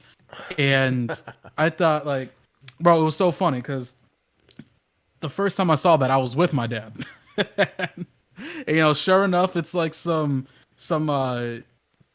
tricked out Toyota Tacoma cutting lanes and shit, and like, you know, dad kind of had to slam on his brakes, and you know, then you just see this like swiveling, swaying back and forth, and I'm like, and in my mind, right, I'm like, what the fuck is that? What is that? No, that's not like. Why would someone like, yeah, like, and I could tell that my dad could just see like my gears like just going at 100 miles a minute, right? And I just hear from the side of me, yeah, I don't know if that means they're gay or manly. Having a pair of nuts on your truck? And I was like, okay, so it is a pair of nuts. You know? Maybe he maybe he was just owning his sexuality. Maybe that's what it was. Like, I mean, you know? Maybe. But then why do you feel the need to project that outward to other people? I mean, you know, it is what it is. He is man, hear him roar. You know? Yeah. All right, Dallas, let me ask you that question though. What do you think makes somebody unmanly? Unmanly? I would say there's a couple of things I would say. One would be, I might take some heat for this, but whatever. The inability to compartmentalize things. You know what I mean? Okay. Like that, if though. We'll get to that later. If something happens to you, and as a man, you're expected to be a pillar. You're expected to like, and again, we're not talking about not having emotional moments or not crying or something like that. But if every time something happens to you and you just completely fold and fall on your ass, and you're not able to be like, oh, this happened over here. This doesn't affect this. I still need to get this done. Right? Like if something happens, you and your homie get into an argument, and because you and your homie get into an argument, you don't pay your bills, as a man, I'm looking at you like, bro, you and your homie getting into an argument should have nothing to do with sending in the check to pay your bills, right? Another one would probably be not being able to be assertive. You know, it's again, like if you're just always like, if a bunch of people get in the room and you're always just like shading away and people ask you like, what are you thinking? You're just like, oh, you know, like even like if you don't say something that people agree on, you still have to be able to like put yourself out there. Like people are going to respect you a whole lot more to like be like, hey, this is how I feel, XYZ, right? Instead of just like being like passive and always just like letting everything slide. You know what I mean? At some point in time, you got to stand up and be assertive, whether it's for yourself, whether, you know, if a dude's out in public talking to your lady all crazy, you know what I'm saying? Like, you know what I mean? You got to have that moment where you got to draw that line of enough's enough type deal, you know? Yeah. And finally, I would say what makes someone the most unmanly is a man who talks down on other men. Yes. That's probably the most unmanly. That's probably the most unmanly thing you could do. Now, if a man is providing for his family, his kids are doing well, he's, you know, maybe they're not in designer and stuff, but to shit on a man who's taking care of his family because they're not all dressed up in Louis and Gucci, or he doesn't drive a Benz, or he's not this. That's the most you know, real men don't emasculate other men, especially when like they're making shit happen. You know what I'm saying? Now I'm gonna still talk shit if you got nuts on your truck. I'm so like I'm not. No, you know what's crazy? I can't advocate for that, dog. I can't advocate for that. Yo, but I can tell you one time, dead ass, I seen this suit. The truck was icy, bro. Icy. Truck nuts on it? Icy. And it had a pair of nuts on the bottom, and I'm like, damn, this dude's a fucking dick. And this sexy ass chick hops out the whip, and it's her truck. I'm like, dude. Oh, damn. Look at that. She's killing him. She's killing. She's like, yeah, you like that, don't you? I couldn't say shit. I'm like, damn, dog. Just flipped the script on you. You did the damn thing. Said, okay? I got bigger nuts than you. Fuck out of here. Oh, damn. You're more manly than the rest of us. Sure. Damn. She was like, shit, my dick's bigger than yours. All right. Nah. So I agree on a lot of things you guys said. For me, I think what makes a man truly unmanly is acting out of emotions. Now let me specify this. It's okay to have moments of weakness. Nobody's always going to be 100% efficient all the time, right? Nobody's always going to be like a fucking rock where they're like, oh, you know, nothing emotional is ever going to faze me, whatever. So, but when you constantly make decisions or react purely from an emotional standpoint, to me, that makes you like not a man, right? And what I mean by that is like Dallas, like you were saying, you know, you get into an argument, you get into something with someone else. When I get into an argument with someone, like I have a mantra I live by where I never do things out of anger. I can be really fucking mad, and I can like, and I know because the way I am, like I'm real like I'm not only will I like beat a nigga up, but I'm real spiteful with like my words and shit. And I know I can like really affect someone, but that doesn't, me like intentionally hurting somebody emotionally like that doesn't make me a fucking man for doing that. You know what I'm saying? That would make me like a little bitch for doing that. And this is how I feel. So when I do get to a position where someone like either bothers me to the point where I want to like retaliate, or, you know, maybe I'm just getting too emotional, right? I try very hard to remove myself from the situation. All right. Either I'll say, hey, you know, I don't want to talk about this right now. So, you know, go. I'm removing myself from the situation, or I'll tell somebody like to get out my crib or something like that, or whatever, because that's how you end up like getting. Not only does it make you like unbecoming of a man, but it could also get you in a fucked up situation. You know, like for example, you know, like when a man, I'm gonna I don't want to get like too personal, but when a man puts his hands on a woman, all right, let me tell you something. And this is a conversation for another time. There are some times when a woman does some shit, says some shit, where you're really like, yo, if you was a dude, I'll beat your ass. Like, that's just how it is. Like, I get it. I get it, bruh. I get it. I 100% get it. Okay, don't get me wrong. So true. All right, there are some times where that happens, yo. But as a man, unless she like, unless she's like trying to like actively kill you or something like that, you got to learn how to let shit go. That's just how it is, man. You got to learn how to remove yourself from the situation, or you got to learn how to have someone else remove her from the situation, because you attacking someone just because they made you feel some type of way, that's you being a bitch. That's just how I feel about it. It's different when it comes to men, but we're talking about the situation of women right now. Also, not sticking to your word, that's very unmanly to me. If I say I'm going to do something, I'm going to do it. I'm going to try my hardest to do it. And if I can't do it, I'm going to let you know beforehand why I can't do it. Yes. Hey, something came up, or hey, I got an emergency or whatever, or, that's what makes that's another contributing factor to being unmanly. And lastly, I think the biggest thing, because, we talked about integrity, we talked about, having emotional like stability or not. But I think the thing that makes someone like the least manly, so to speak, is lacking accountability. That's how I feel about it. When you cannot acknowledge that you've either done something wrong or that you haven't like, you just didn't make a right choice, and you try to blame other people for why something is going on. Don't get me wrong. We all have situations where we got fucked over by someone else. We got, people done us dirty. But you also have to acknowledge that my decision in this situation didn't help out at all. And I was wrong. And when people can't do that, when people are constantly blaming other people for shit, to me, that makes you, talking specifically a man, when you lack accountability, you're just not a man. Because accountability applies to everything. It applies to your decisions. It applies to your need to provide for your family. It applies to multiple different like facets of life. So, hold on one second. Okay, I just heard some shit to make sure. But yeah, no, that's what I believe. And then as far as like personal quality traits, yeah, I do think men need to have a certain amount of assertiveness. Don't be over imposing, but don't be completely meek as well. Right.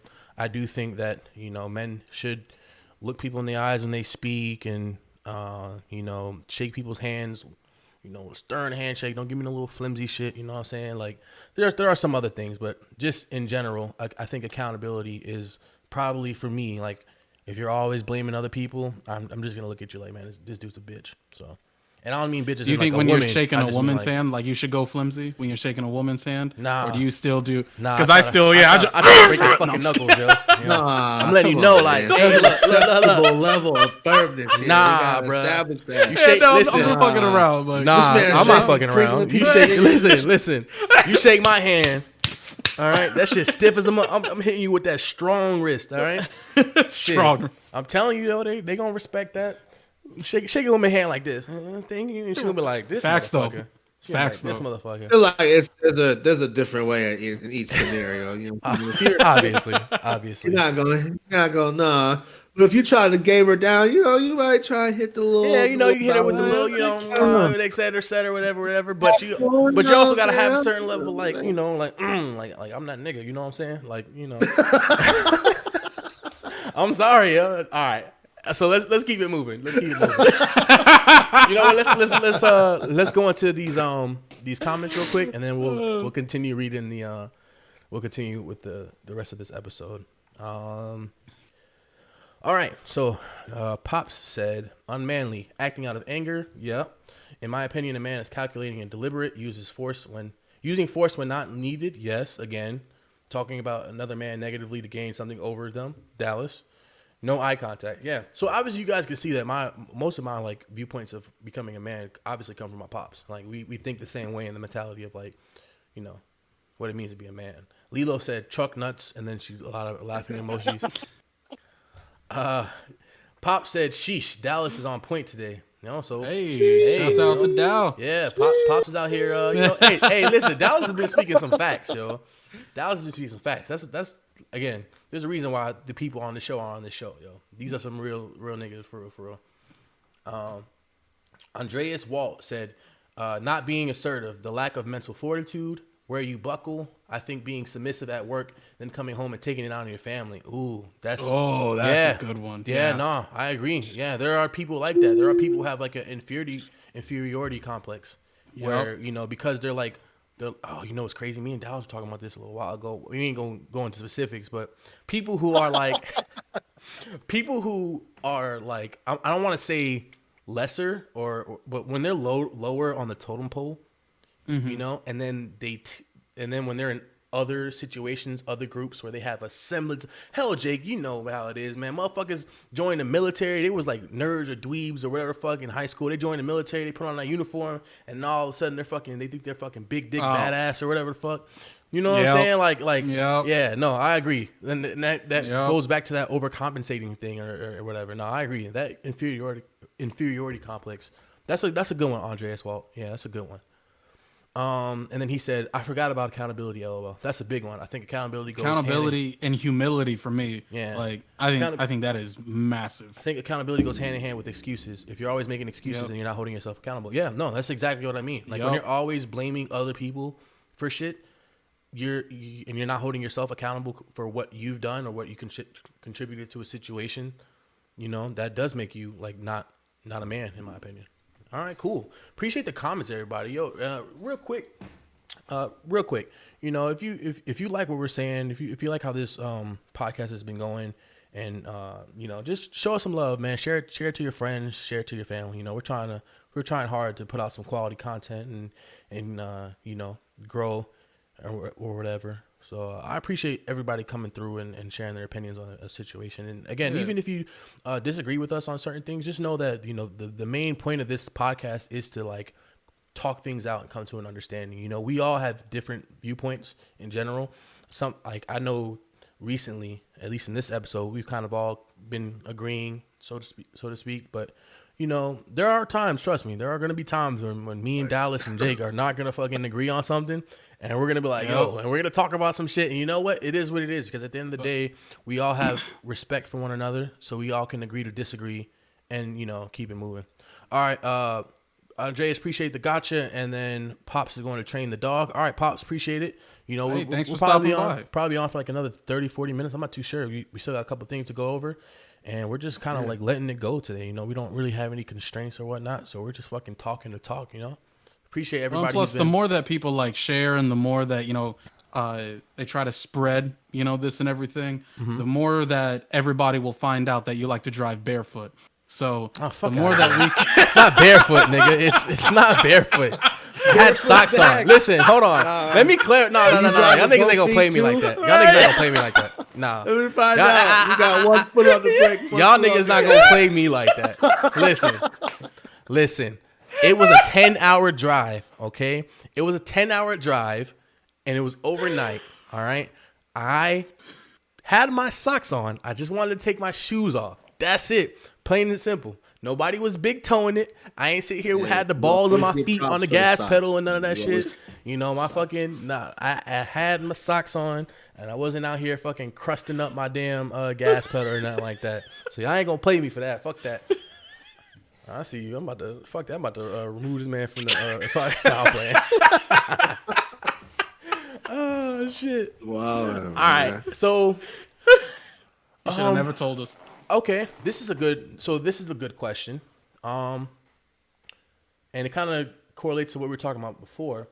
But why does it seem unacceptable for a man to be emotional? Why is it when men show emotion, they're considered weak?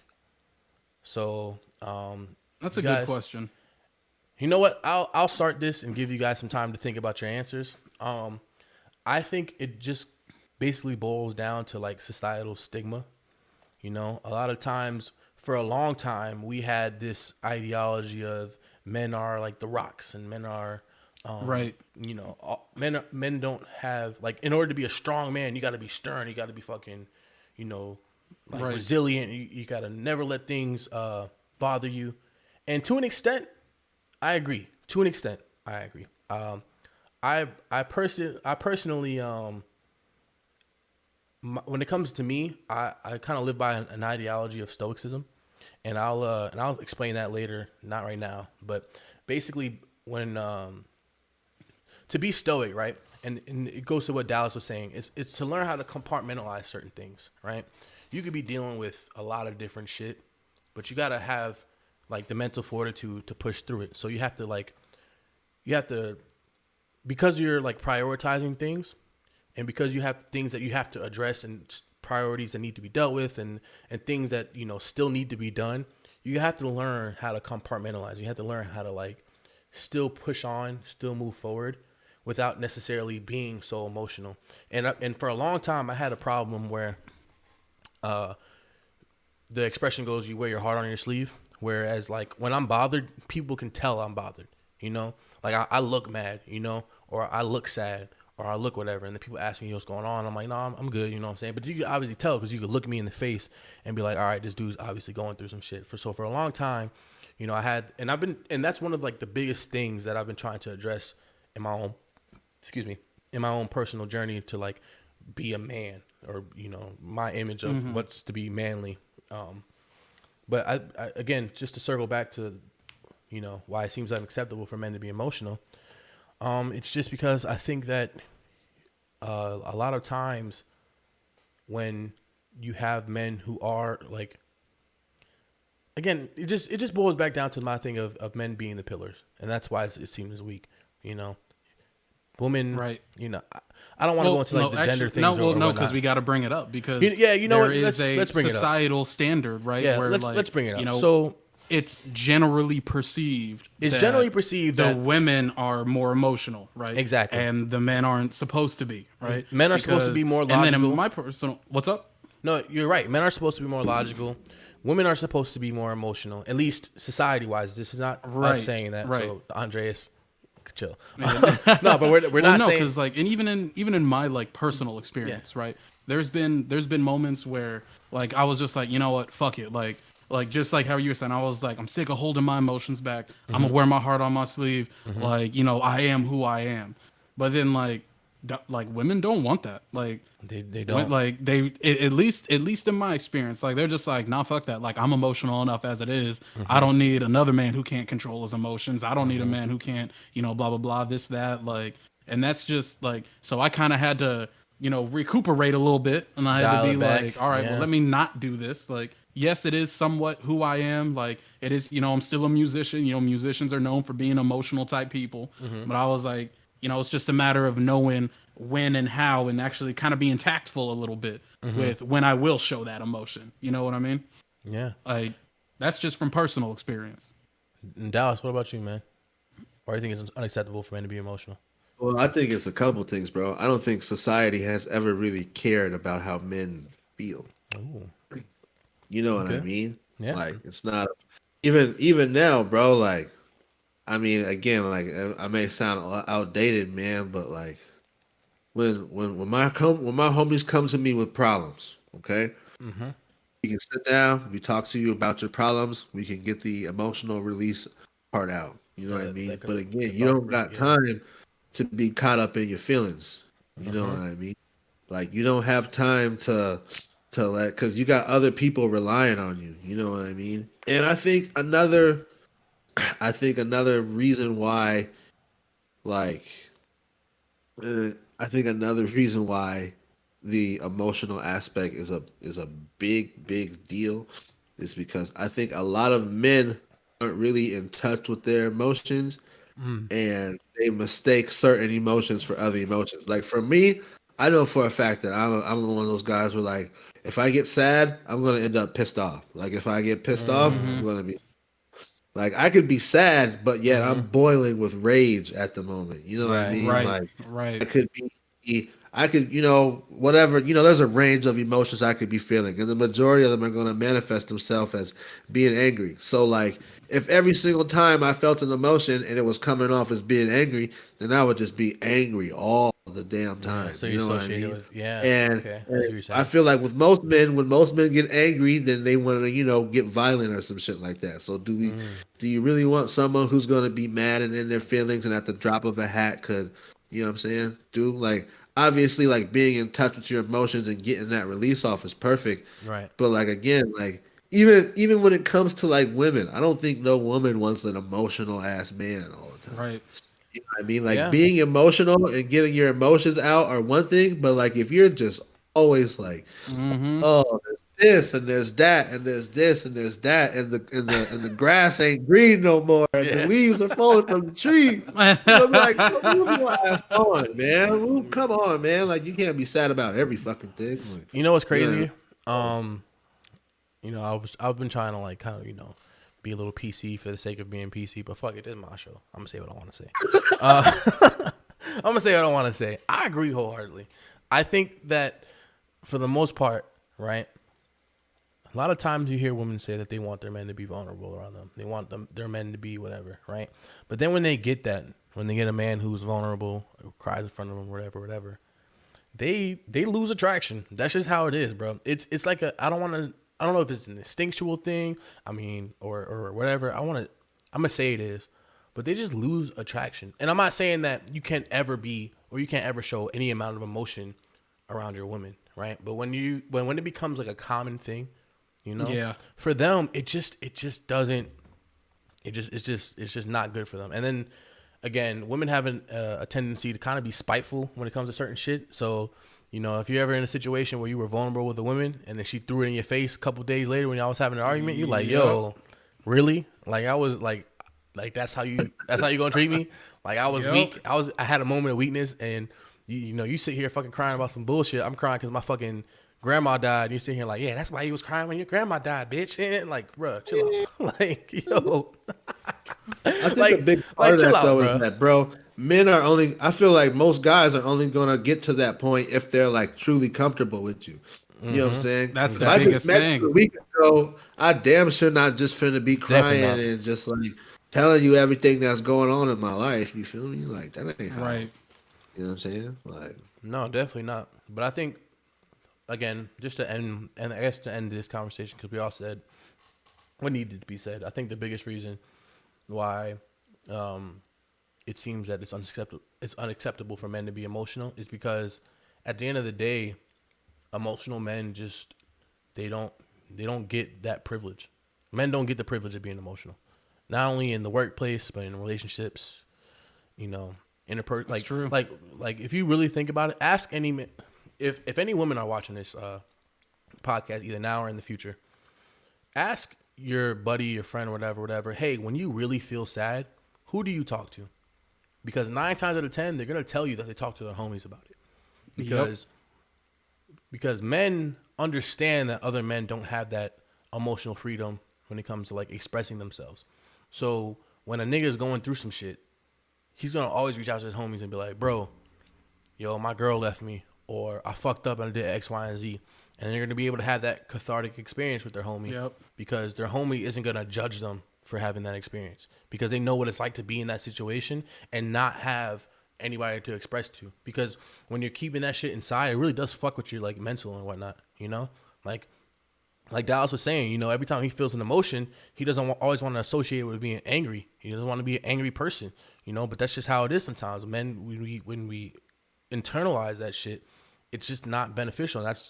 And it kind of equates to why men have a lower life expectancy than women, because a lot of the times men are just stressed out. And I'm not speaking out my ass right here. I could pull it up and show you like the life expectancies between men and women, but men are just more stressed out typically, and that's why they're dying at an earlier age.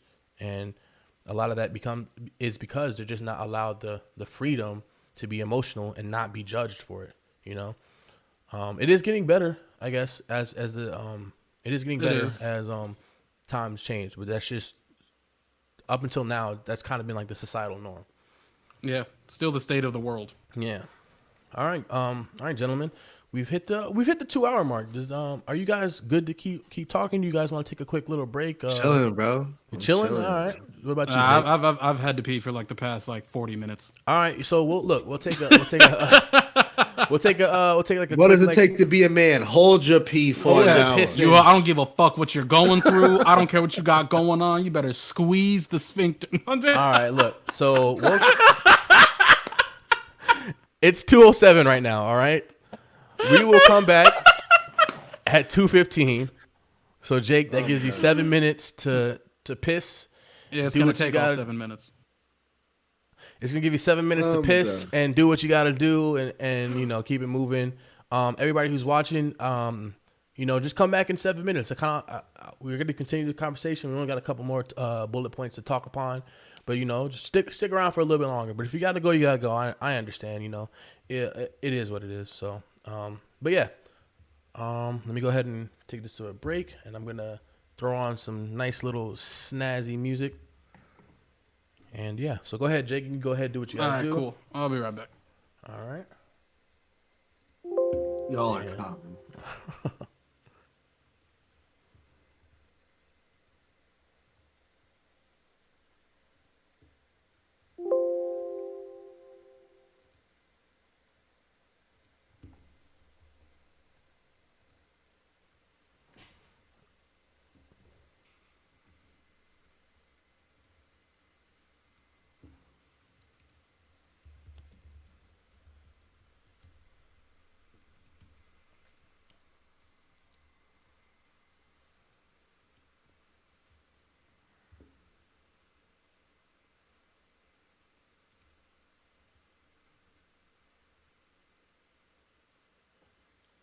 I'm about to put on some music for everybody in a second. Just don't want to play the ads.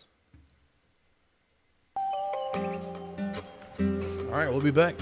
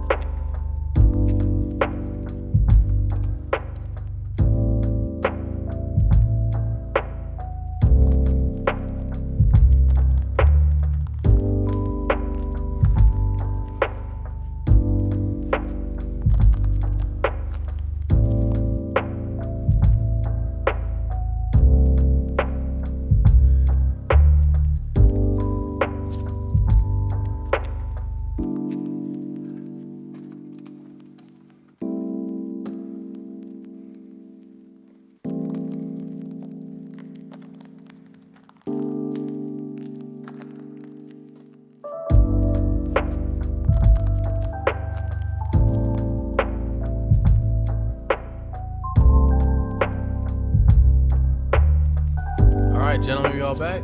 Everybody ready? Yeah, man. All right, let's go back into this. All right, everybody, so we're back. We just took a brief intermission, so Jay could take a 7-minute piss. You know, I can get some water. And I don't know, Dallas is probably just chilling this whole time, you know. But it is what it is. So we're going to continue on with the conversation at hand. We stopped with why does it seem unacceptable for men to be emotional? And this is going to lead into our next topic, which is, why was it ever taboo to go see a therapist? I think that is a very interesting question. And I believe that Jake was the one who asked the question. So Jake, why don't you explain what you mean? What do you mean by why was it ever taboo to go see a therapist? Why would you ask that question, I should say? It seemed like there was a stigma around therapy. Actually, not seemed like, because I've experienced it firsthand, right? That's what brought this question up. Okay. And this isn't like, so even for me myself, right? Like I haven't been, you know, I've never sat down with a therapist or psychologist, but like the more and more I think about, like, it's not gonna hurt, right? Because these people are professionally trained to I don't know, to do whatever they got to do, right? But what I will say is there's been times where I've had mad respect for people who have been actually open about their therapy. And, you know, and they're just like, yeah, like I go to therapy, you know, like that's what I do to, you know, function, you know, to keep it together, to whatever. And, you know, I can't help but think back to the people I know, you know, some family members who, you know, grow up with, you know, yada, yada, yada. And I was like, why, where did this stigma come from? Why was there this heavy negative association with going, because when, like, if your leg hurts, you go to the doctor, right? Right. You know, and like if you know something's wrong with your body, you go to the doctor. So I think some of it is, you know, because you have to admit to yourself that there's something wrong with your mind, you know, if there's something wrong with your mental, you know, you got to go to the mental doctor. And I think it more comes from nobody wants to admit that they are actually broken, that they are actually not okay. And I think it comes more from the type of, we don't want to be perceived as unhealthy, right? Because the moment, you know, like let's say we just met, right? And let's say we were just like, I don't know, I was just kicking it at a bar. The only open seat was next to me. You know, we just a light talk, you know, whatever. We just start chopping it up. And I was like, yeah, man, no, I got mad depression. I'm bipolar. Like, I be doing blah, blah, blah. Like, and I start like just, you know, from the jump, you know, like you're probably going to be like, yo, what the fuck is wrong with this dude? Like, why is he telling me all this stuff? Why are you like this? Like, what? Like, it is kind of off-putting, you know? Okay. And so I was like, it should definitely be normalized, because I think this is a closet truth. I think a lot more people go to therapy than we know. Right. And I think that this is a resource that should be widely available, which is now more widely available. The more that we find out that mental illness is more normal than we think it is. You know what I mean? No, I understand completely. I'll say my piece and then we'll end it with Dallas before we go to the next question. But I believe that why it was taboo to go see a therapist kind of correlates to the other question we asked earlier, why it was unacceptable for men to be emotional. At least from a man's perspective. I can't speak when it comes to women, but I just think that, again, the societal stigma is to be emotional, to be emotionally vulnerable is to be weak. So men don't like feeling weak. That's just how we are hardwired. No man like looks at themselves and goes, yeah, I'm a weak nigga, you know? Like they don't do that, you know what I'm saying? Like so so to them, or to most, acknowledging that weakness is difficult. It's very difficult, right? But I do think that men need to understand that acknowledging a weakness is actually a strength in and of itself. Nobody's good at everything, you know. That's just how it is, you know. Like, if I was good at everything, I wouldn't fucking be in the place I am right now. I'd be in a situation where I'm making mad buku cash doing X, Y, and Z, whatever. But I'm just not great at everything. I excel at some things better than I do at others. And that applies to everybody, you know, man or woman. And because we all have weaknesses, it doesn't like people are fallible. So it's okay. Oh, I'm sorry. Real quick, Lilo said that she had a dip. All right, Lilo, appreciate you coming through and showing support. Yeah, thank you very much. You know, Lilo's been showing support since episode 0. So yeah, we definitely appreciate you, Lilo, and thanks for giving us feedback on everything. So you have a good rest of your day. But yeah, what was I saying? Blah, blah, blah, blah, blah. Okay, so yeah, so just acknowledge that weakness, you know, acknowledging your weakness is a strength in and of itself, and be more willing to say, you know, I need help, because you acknowledging that you need help is the first step to becoming like mentally stronger. But I think that the reason why it's taboo is, and another thing that's a little bit different is that I do believe that regardless of how many times people try to say it doesn't, it does have a professional consequence as well. Because sometimes people, especially in a position like you or me, Jake, where people kind of know, like our jobs know more information about us than normal jobs know. Right. You know, having that on your record that, hey, I went to seek help from a mental health, you know, whatever. It's concerning to some jobs. They start thinking they start thinking, are you good? Are you going to be an issue for my company? So I think that's another reason why it's probably taboo, is because it's like, bro, I ain't trying to fuck up my bag, you know? So I'm trying to, you know, I'll just go to the homies or just keep it to myself, but I'm not going to go to the therapist, because then they're going to document that shit, especially if you get some type of medication for it, you know? And, you know, I think that the biggest thing that would probably help it not be seen as taboo is if we remove that stigma, is if we truly made like seeking mental health, if it wasn't like a consequential thing, like you seek help because you seek help, and that's fine. Just because you seek that help doesn't necessarily mean that you're like a bad person, or not necessarily that you're a bad person, but that you're like fucked up mentally. You know what I'm saying? Sometimes people just need help because they need help. So Dallas, how do you feel about that? Why was it ever taboo to go see a therapist? I think it was basically taboo, man, because I think in order to even take that first step of going to therapy, you have to take like ground zero step of self-realization, self-actualization of what's going on, right? Like you got to be able to admit to yourself that someone who's not me is going to need to be able to help me get through this, right? A lot of people haven't been able to come to terms with themselves to even say that, kind of like what you guys were saying. You know, if you can't look in the mirror and tell yourself, this is a problem, I see where it's affecting me, I need help, then you're not going to take that first step. And I don't know too many guys who are going to put their pride aside and say, I need help, right? Like, even when it comes to like something now, oh, I got to fix my car. Oh, I can just look at a YouTube video and probably try and learn how to fix it. Next thing you know, you don't accidentally took off, you know, an axle or something. Right? Whole axle. Motherfucker fuck the whole shit up, yo. You supposed to change the damn tire out. All you trying to do is took out the suspension. Shit. You know, people who work on cars are going to be looking at you like, how you take the axle off? Yeah, like this motherfucker. What was he doing? Yeah, you know what I'm saying? But it's the same thing, you know, pride's a thing. You know, a lot of people don't want to have to admit that they need the help in the first place. Facts. So I just think that, you know, in trying to remain strong or whatever, and trying to make sure that everything's cool on their end, they don't want to, you know, come across as being, you know, weak or something like that, you know. So it all just depends, you know. I think most people just don't honestly have that self-actualization yet, that, hey, I need help with this, or I don't handle this well, right? Understandable. So for the two of you, because I kind of touched up on what I think could be done to remedy this, what do you guys think could be done to like remedy the whole taboo and stigma of going to see a therapist? I'm just thinking, just keep normalizing it. Just keep. How do I say? We need to make it more aware that, yeah, like you guys were saying, we're not strong in all areas. You know, everyone has their own weaknesses, and if you don't, because that's probably how these people got their profession, right? You have thousands of people who feel like they can't just talk to anybody about some things. So you have an unbiased third party that you can go to, and they can help you. That's the most important part. Yeah. A non-judging, yeah. What's the most important part, Dallas?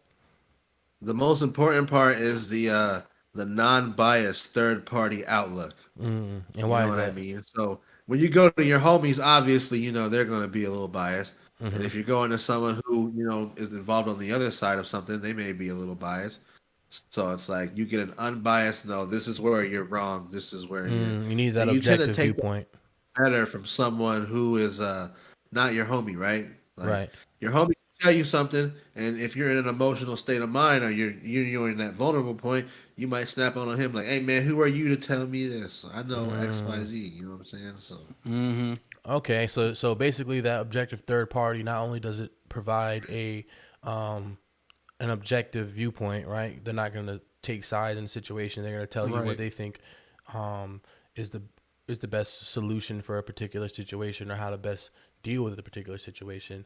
Because they're professionals and they understand that this is a job, they won't necessarily be offended when it may come to certain emotional releases. Whereas a friend who may, try to offer you advice, and like you said, you're emotional, so you're like, yo, who are you to say X, Y, and Z? Now you done offended a friend, and when he was just trying to help you out. So okay, all right, cool. All right, I think another really big key to therapy, and when it really comes down to it, is that these people, you were talking about how like they're professionals, right?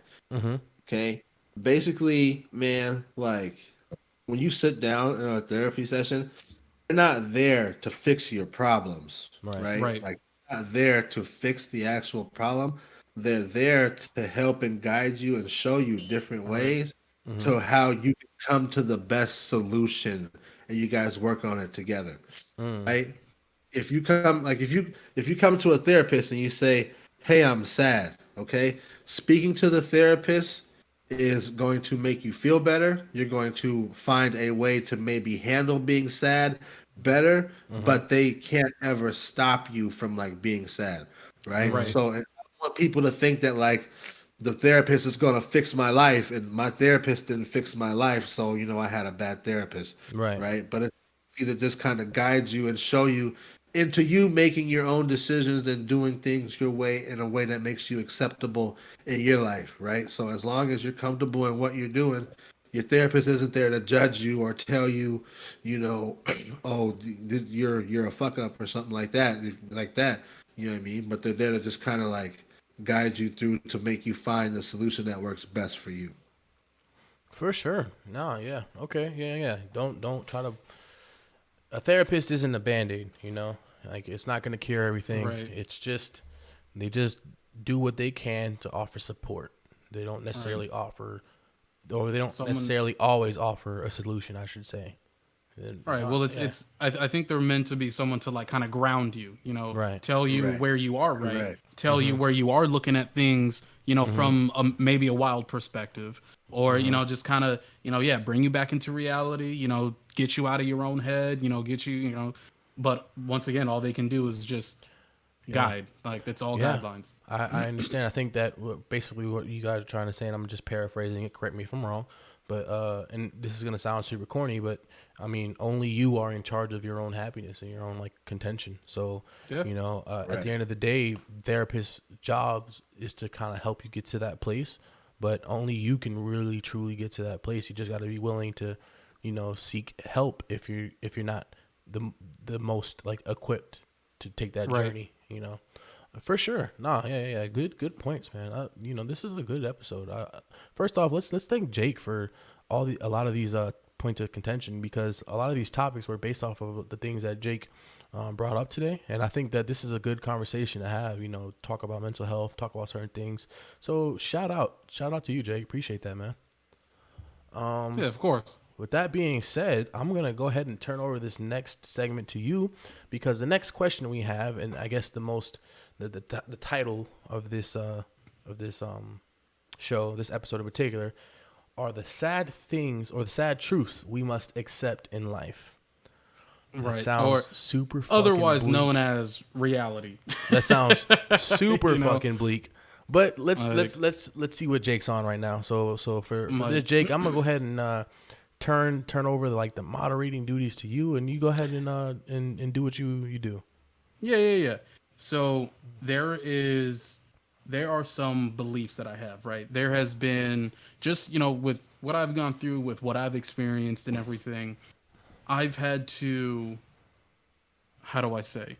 Some people would say I've been through a lot for my age, right? Mm-hmm. Or, I went through a lot being at a young age, obviously there's people who always have it worse. How old are you, Jake? I don't mean to interrupt, but how old are you?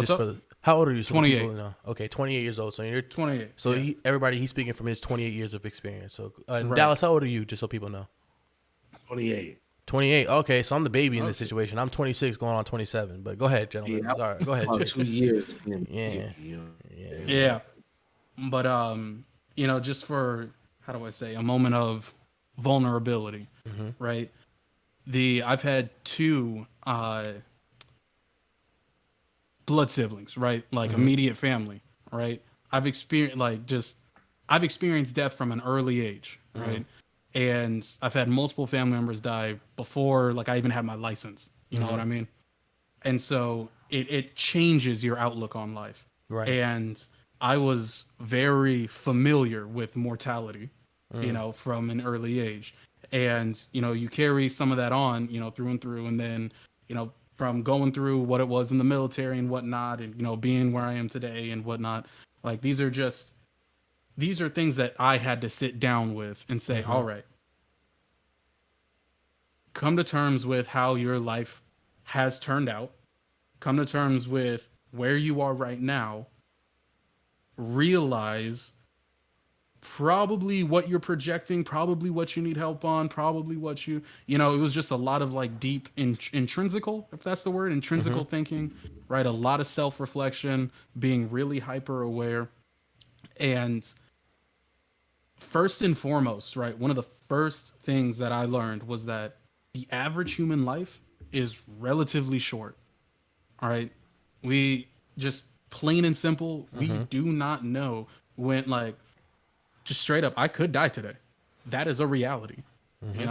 If I'm going to get groceries, I just put myself at risk. If I got to fly to another state, like if I'm visiting family, that's another risk. I could die in my sleep. I could, accidents happen. I could be doing everything right. And I got hit by a car, crossing the street, during when it was my time to walk. Like, just accidents happen, wars happen, pandemics happen, like, just plain and simple, right? The human life is relatively short. And this isn't a thing to, this isn't something that you should dwell on, right?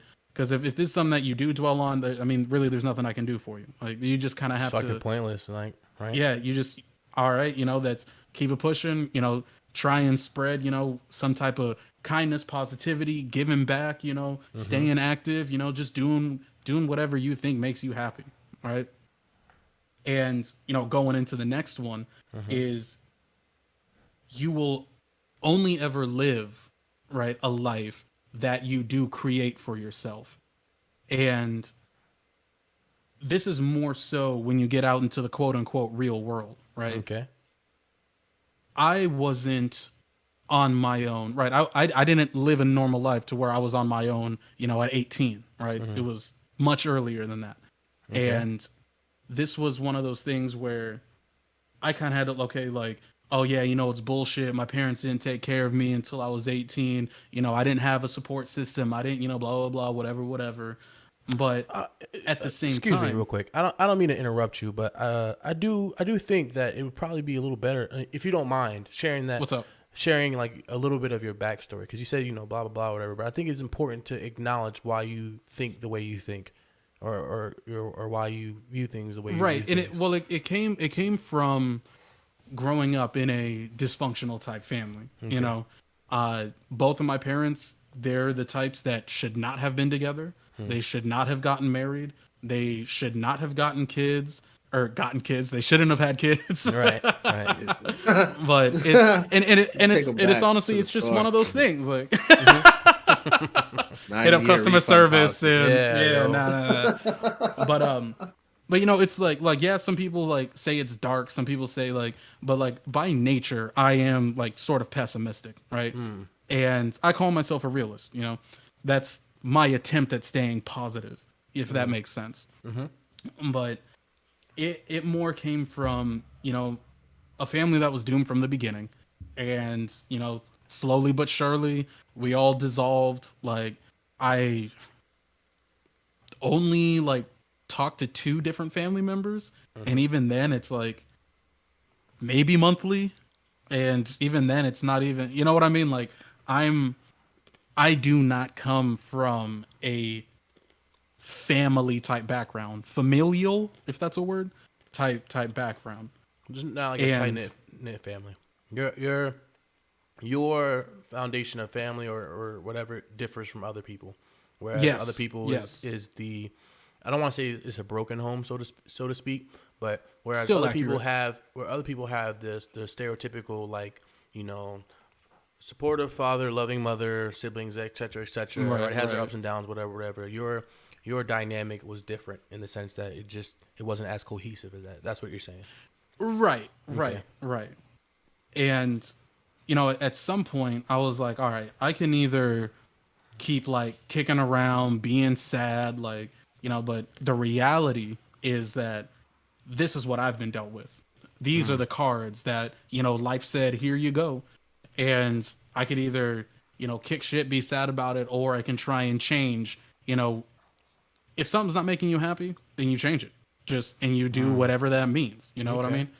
And that's another thing that I think people like, because how often have you seen somebody who was kind of like trapped? You know what I mean? Whether they were trapped in a marriage or trapped in a job or trapped in a, you know what I mean? Like, Yeah. And they just kind of get stuck. Their life becomes like kind of cyclic, and like it just, at some point you got to take accountability for where you're at and why you're there. Okay. And then you have to just say, okay, like, is this something I can live with? Is this a way that I can keep going? You know, et cetera, et cetera. But, you know, I could talk about that subject alone, you know, for a while. Right. But then as well, right, when you do realize all that stuff, and let's say you do decide to make that change, and, you know, you're keeping busy, and, you know, you always got something on your schedule, but just because you're busy doesn't mean you're being productive, right? If you're just explain like, that to people. If you're just, you know, doing menial stuff, like there was a time in my life where I was working 3 different jobs, and, you know, I was still living on the next paycheck, and, you know, eviction notices, you know, I already don't have any power, right? Water's about to get shut off, can't afford to eat, right? And I was like, how the fuck am I so goddamn busy? How am I working so much? But I was like, I had nothing to show for it. Like, wow. And like, I wasn't buying hot Cheetos on the side, you know, I wasn't buying alcohol. I wasn't like, you were living paycheck to paycheck. Bro, like and it wasn't even paycheck to paycheck, because like I was saying, I was living on the next line of credit. paycheck. Understood. You know, I just owed everyone money. And then, you know, some people, oh, well, you just weren't budgeting. You just weren't saving. You know, well, that situation that put me in that wasn't my doing, right? And, you know, we talk about accountability, whatnot. But, I mean, just to get personal again, at that time, right, and before I knew that this person was like this, I had a roommate that, long story short, he owes me hundreds of dollars, right?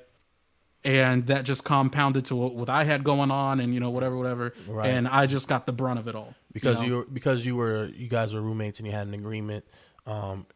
There still were debts that needed to be paid, and you were liable, basically. You were contractually liable. So unfortunately, you had to pick up the slack for him in certain situations, and that set you back financially. That's exactly. Okay. Yeah. Exactly. And so I was like, okay, well, something needs to change. And because at this point, it was just failure after failure after failure after failure. And I was like, when the fuck am I going to win? Like, where is my break? When am I going to, you know? And I ended up selling my car, which it was funny because when I took it to the mechanic, he was like, you're not going to get $400 for this thing. He was like, you might as well just scrap it. I ended up selling it for $800, right? Okay. And so that was like a personal win. Right. You know what I mean? I you know, reached out to some people. I had a better roommate move in, and he was from him being responsible, and accountable, like that was another win, choosing the right people to, be around, keep around in your circles and whatnot. And so it's like, there was still some learning. There were things that I could have done better. There was things, but right, you're not going to have success before failure, So okay. So is that a sad truth for you? That you're not going to have success before failure? Yeah. Like, okay. I mean, unless you just get lucky. And, some people do get lucky. Right. That, that just happens. But generally speaking, a lot of people just see the end result. They don't see, the work you put in. They don't see the hours. They don't see the sweat. They don't see, the tears, you know what I mean? They don't see the struggle. Right. They just see, like it goes back to the glacier analogy, how you only ever really see like 25% of a glacier above the water because the other 75% is underneath the water. They don't necessarily see that 75%. I see what you're saying. Right. Okay. And, well, because there was also, because you can get trapped into thinking. And when I say thinking, right, thinking and doing are two different things. My mom, for instance, and I totally still have this bad habit from her, right? She is the type to fall in love with potential. And she more revels in ideas rather than actually trying to make that happen. And okay. Yeah, so there would be like times growing up, she'd be like, oh, how would you feel like if I did that and we did that and, blah, blah, blah. Like, she would kind of get you all hype on like something that's going to happen. Like, right? But then the fantasy, the romance of a particular situation. Right. And so, and even like, and I've even dated some girls who were just like that. Like, they have this idea that they want to achieve something or they want to do something but they weren't doing anything to actually work towards that goal.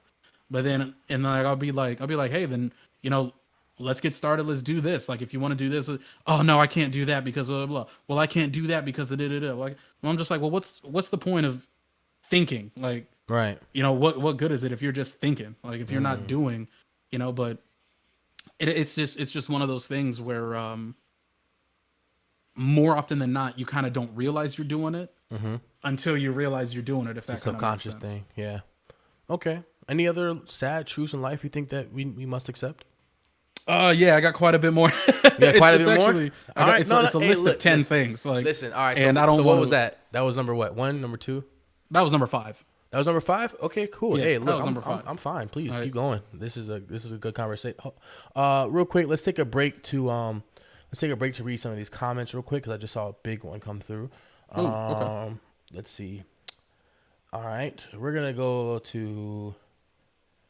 All right, Lilo said, shoeless driving is the truth, DK. They don't know. LMAO.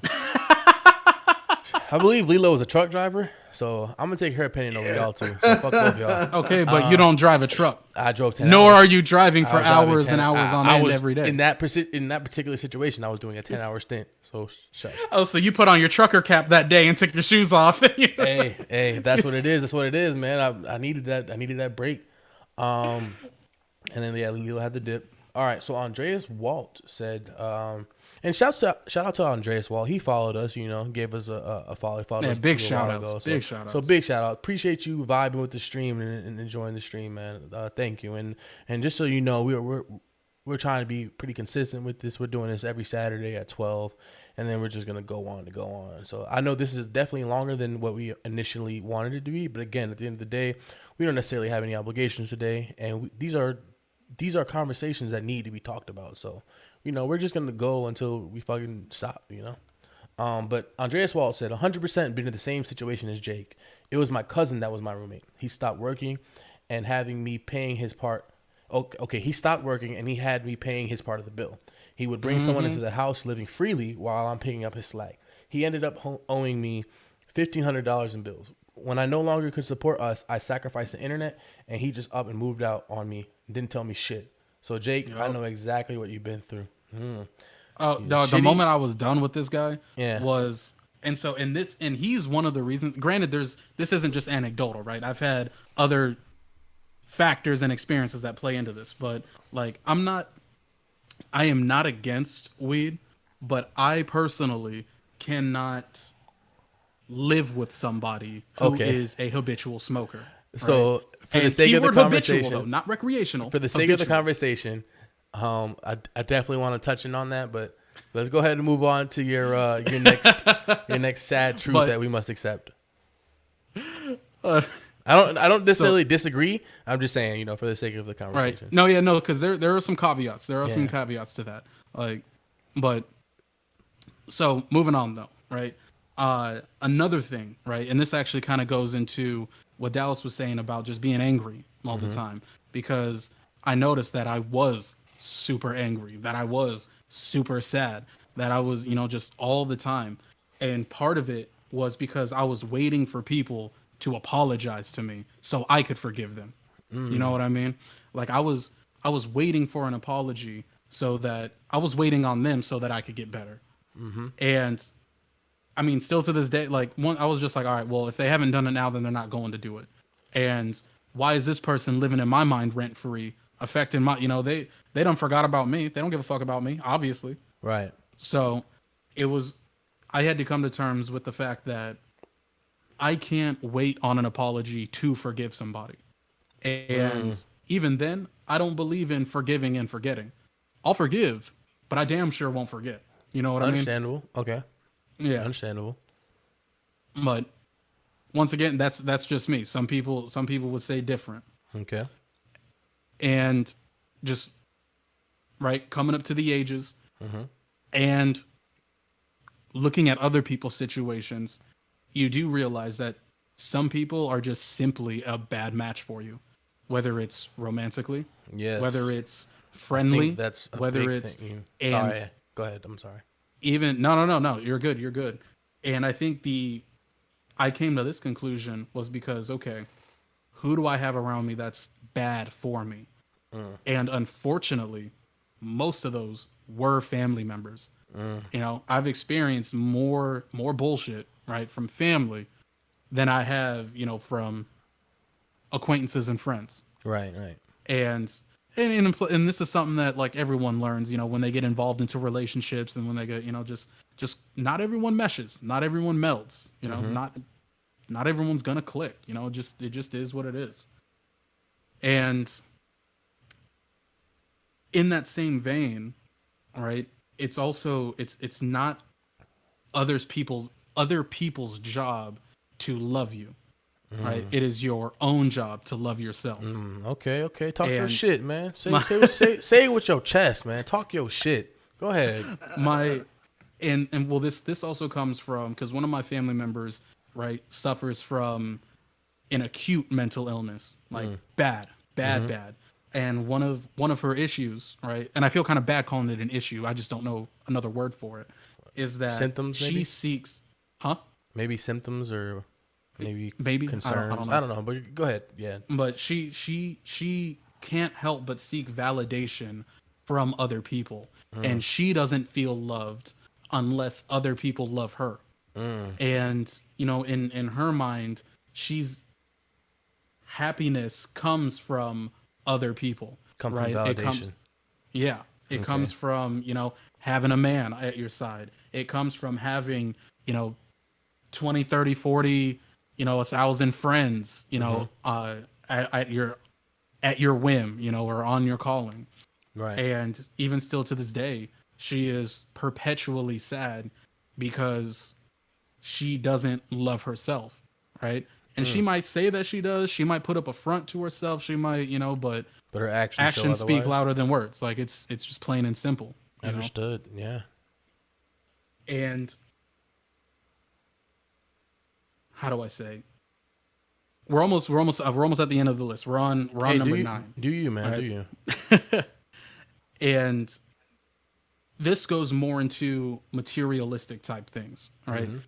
And I've come to realize that what you own is not who you are. You can put up the front, you can, buy all the clothes, you can buy the flashy car, you can have all these things, right? And we all have things that we want. Like for me, I want heated tile. That is a thing that I want in my bathroom. I will have that one day. This motherfucker that walks around barefooted and he doesn't like the fact that his tile is cold on his feet. So I hate that shit. Fuck it, yo. I'm about to spend some money on them heated tiles. Okay. Hey, look, flex. Well, you can sympathize. You drive barefoot. I know those pedals are cold. Hey, man. But I had socks on, you know. I wear socks, homie. So, you know, that's me. I don't even like walking around my own house barefoot because I'd be like, facts. Damn, yo, like all the dust and shit. Slippers, you know what I'm saying? all day. Then, you know, I mean, okay, you do you. But go ahead. But my mom, for Speak your instance, truth. she is very, very, very materialistic. When her and my dad were finally going through their divorce, right? And I say finally like that because we all saw it coming and we all knew it needed to happen, right? And then pretty much as soon as, you know, they were going through the legal stuff, she was like, I want this, this is mine, I earned it, blah, blah, blah, blah, blah, this and that, right? You know, she was trying to take all these cars, she was trying to take, and my dad, he was like, go ahead and take pots and pans and paintings and furniture. He was like, fuck all that shit, right? And then she was actually like, but she was so attached to things, right, that it came to, she tried to steal one of the cars. And my dad was like, no, that car's in my name. That's literally not yours. Right. Your name is not on it. And then she was like, no, I drive it all the time because it's mine. Right. But then, oh, dude, and that's a whole story on its own. Long story short. I wish a bitch would. Go ahead. Long story short, right? My dad ended up getting the car. Not going to lie, he did pull some G shit. He really did pull some smooth ass shit. But that's, but even then, right, through life, you just meet materialistic people like that who get, right, they're validated. And it's different, like, if that's kind of like your love language. Like, if you're the type that, like, you know, if your girl buys you a dope-ass watch, and you're just like, oh, fuck, like, that shit's awesome. Or, like, maybe you're the type of girl, like you like it when your man buys you flowers, right? Or, you know what I mean? Like, people gotta be reasonable, within reason. I don't want to encourage some of y'all out there talking about, you know, gift giving is or receiving gifts is my love language, and then you try to use that as an excuse of why you're a fucking gold digger. But go ahead. I got to throw that out there to an extent. Most things are, because nature is nature, right? But the biggest thing, or not the biggest thing, but the last thing was that you're going to have to be comfortable with change. Because everything changes every second, especially in this digital age that we live in today. All right. Okay. If you want to go through life, you know, sticking to the old ways, or, you know, if you don't like change and you freak out when, you know, someone fucks up your feng shui or whatever, like, the reality is that your job is gonna change, your house is gonna change. If you have kids, they're gonna change. You know, loved ones will like everything, everything changes. Just, it's a fact of life. Facts, though. That's and this list, right, was something that I had to come up with because it keeps me active. You know, it keeps me. I don't want to say going. It keeps me going. Because while it does, this isn't like my ray of sunshine, you know, like this isn't what, you know, like I'm not suicidal, like I'm not, you know, but that's not to say that I haven't had depressive mode. Like there was a time, right? The worst depressive episode I've had was, I think I lost like 8 pounds because I wasn't eating. I was only sleeping. Like I wasn't bathing. Like it was, you know, this whole fucking, it was bad, right? It was bad. Okay. And, you know, that's just the tip of that iceberg, right? There's a lot more that went into it, a lot more that I was doing that I wasn't supposed to be doing. You did have your period of extreme low. Yes. Right. Which is crazy because you think you hit rock bottom, but there's always a more rock bottom. yeah. Just waiting, right? For sure. But these are the things that kind of ground me in reality, right? These are. I wouldn't even necessarily say these are sad truths, you know.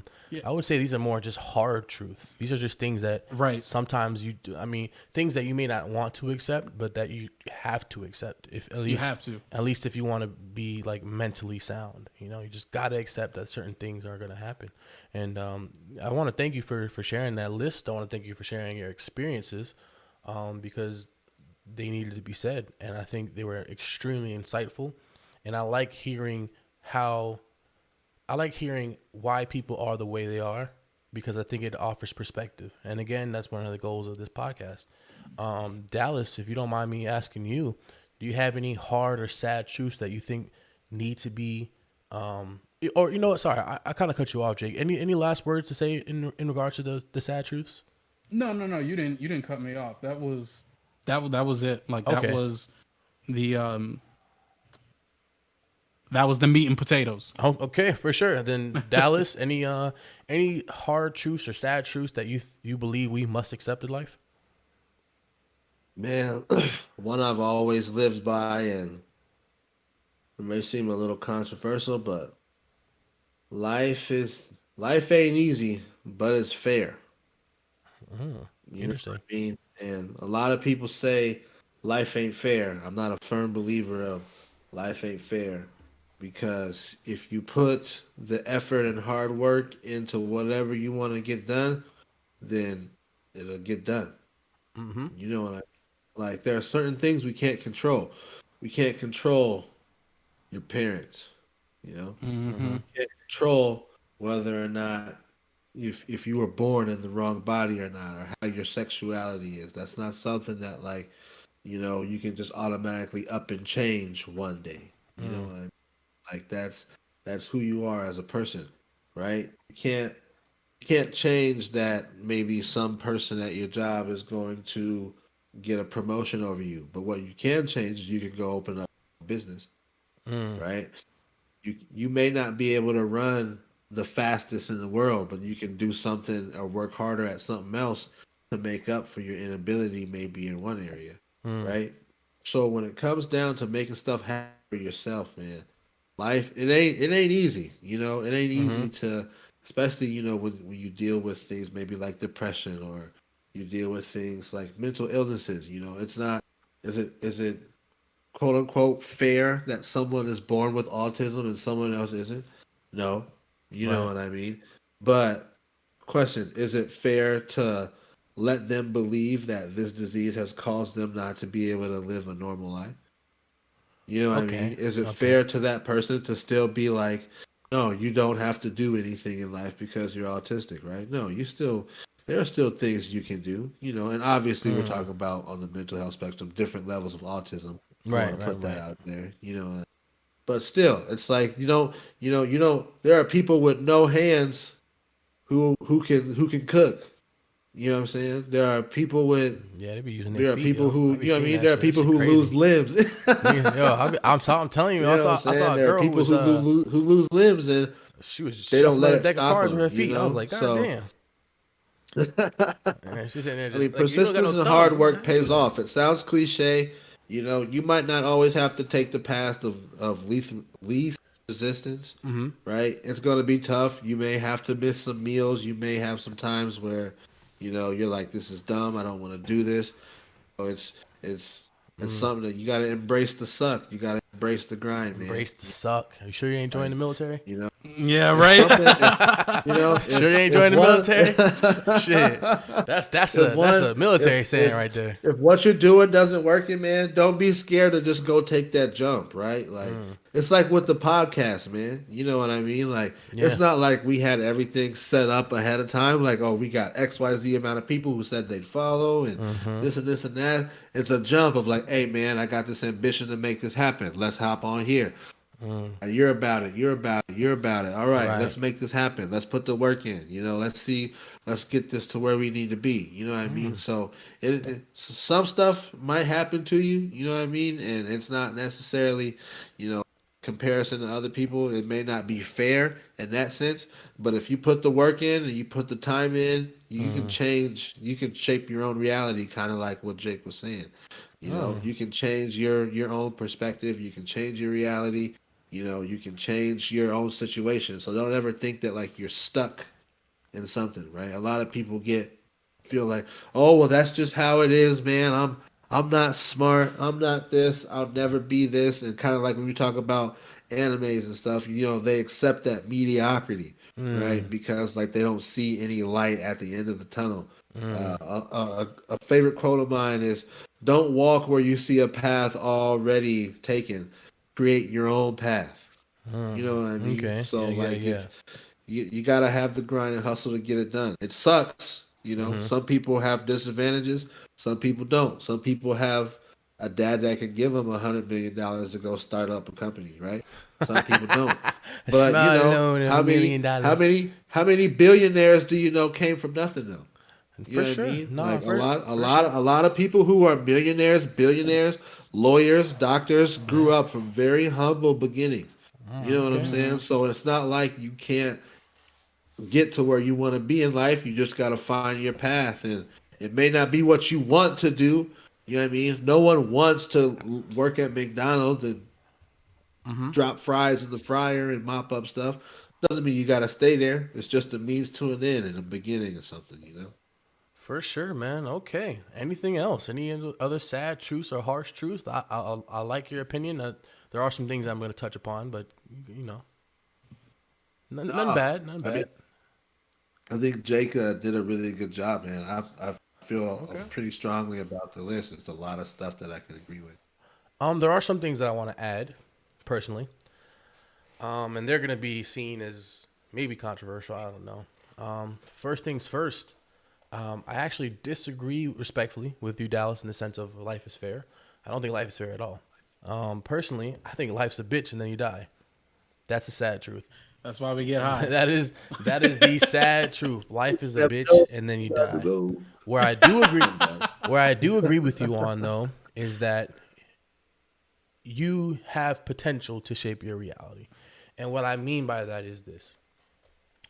First off, everybody should recognize certain privileges because there's always someone who has it worse than someone else. So if you're constantly viewing your life from a negative lens, right? As you know, oh, I don't have this, I don't have this, I don't have this. You know how your mom used to always say, you know, oh, children in Africa wish they could eat, et cetera, right? And you're like, but I don't live in Africa, you know. Yeah, what do that do with me? But let's be honest though.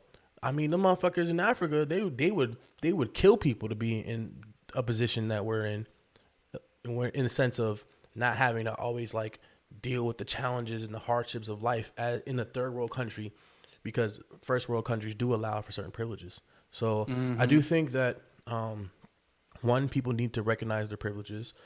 Two, another sad truth that I think people really need to realize is that you can do everything right and still get fucked over. That's just it. I mean, you could do everything right and still get fucked over. And you know what? It's not fair, but that's life. It is what it is. Now, I'm not saying in the sense of like you should be comfortable with getting fucked over, but just acknowledge that the world isn't necessarily always against you in that particular situation. It's just that in that particular situation, you just happen to get the short end of a stick, you know? And I think most people, when people realize that, they'll have an easier time with letting go with certain things. And I'm going to touch upon that in my little self-help series. Y'all tune in for that. You know, that's going to be legit. You know what I'm saying? But anyway, I say all that because, you know, it could be applied to relationships. It could be applied to a job.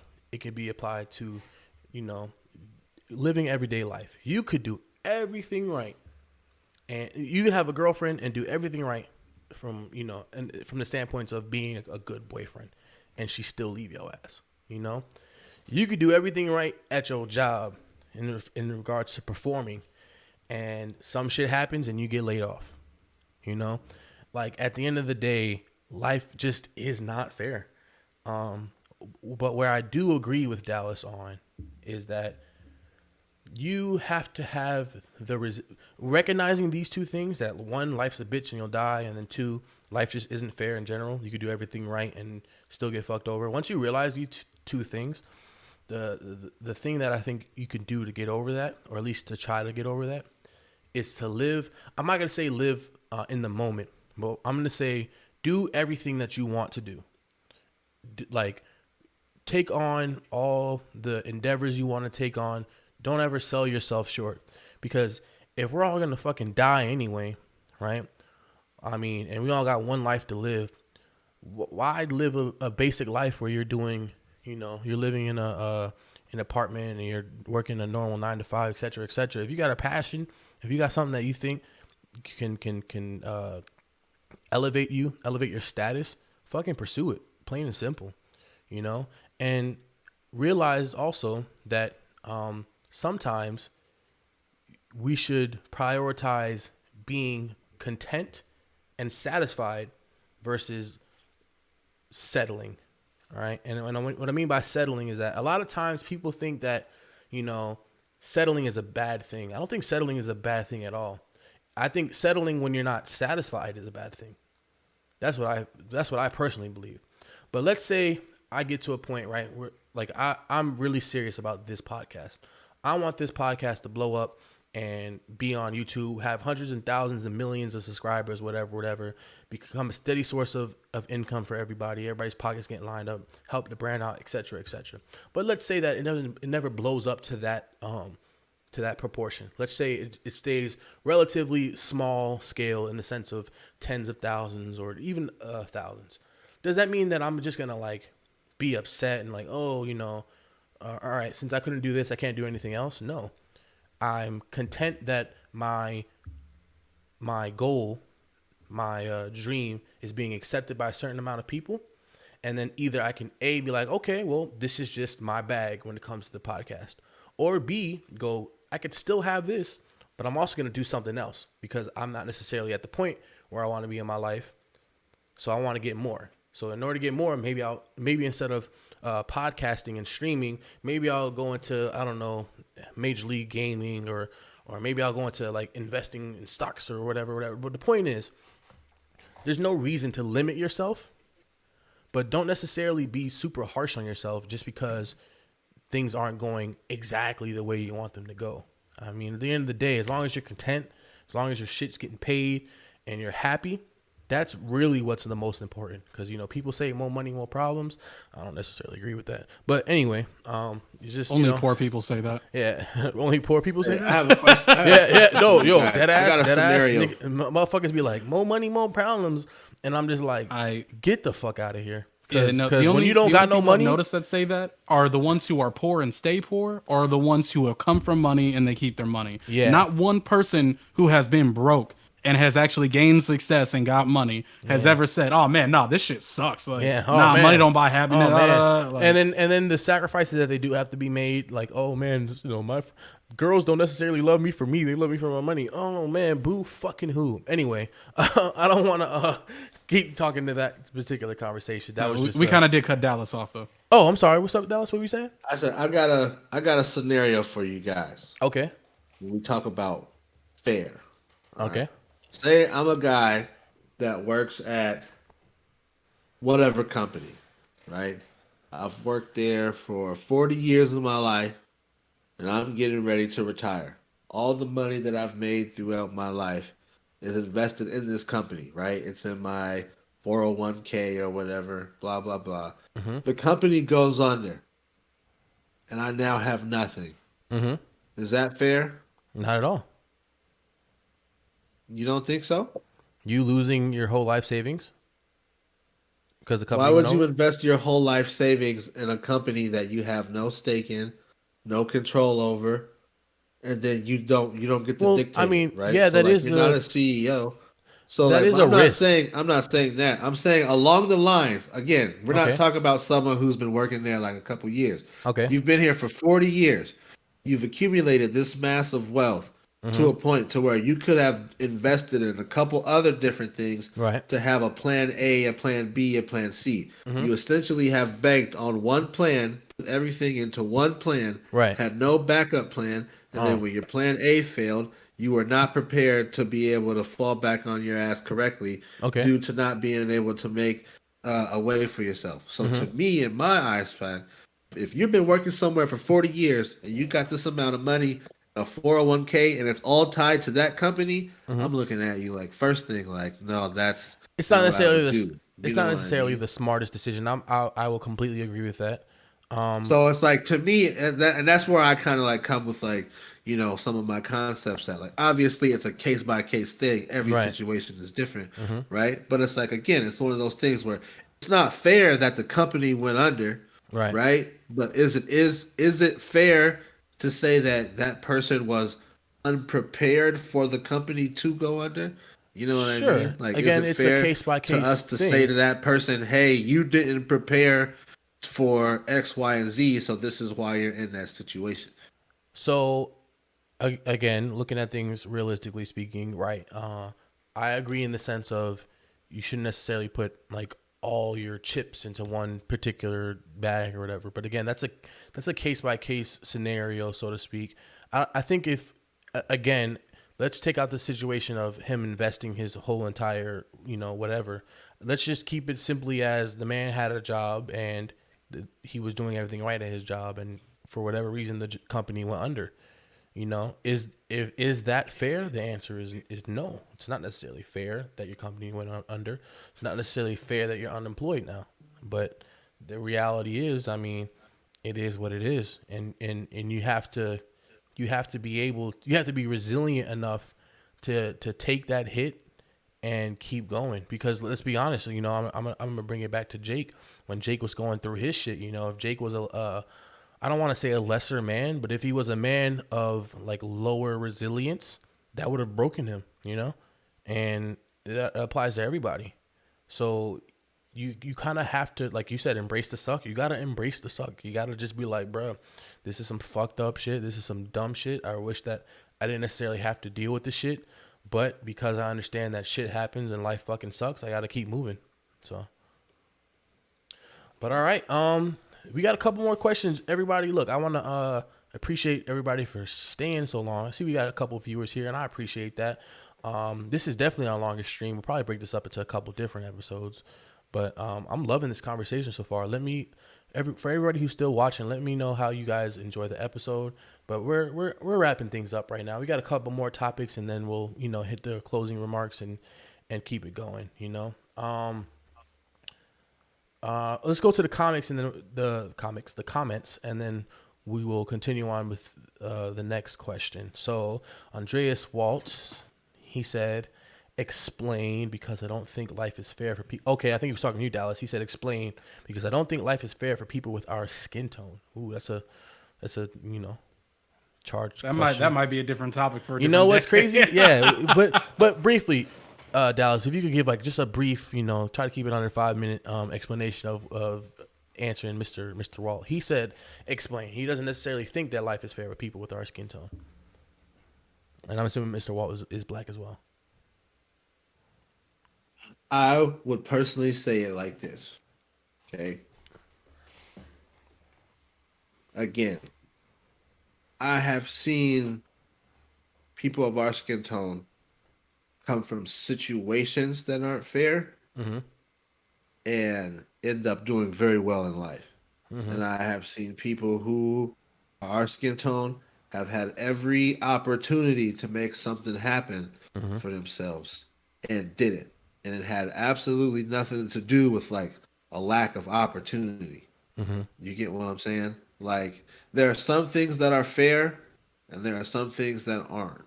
And life to me is fair because at the end of the day, if it wasn't fair for all the people of our color, we would have no black millionaires. We would have no black. I think I'm speaking from being in America.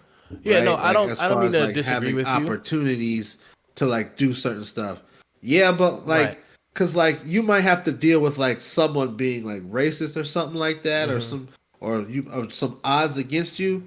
But who cares about that? Like me personally, it sucks, right? Does it affect everybody? Yeah, but I'm a type of person to where that's not going to be the reason I'm not successful. And that's what I want to talk. I mean? That's what I want to chime in on. I mean? I think the disconnect between you and Mr. Walt in this situation is that you're not necessarily saying that life isn't fair in general.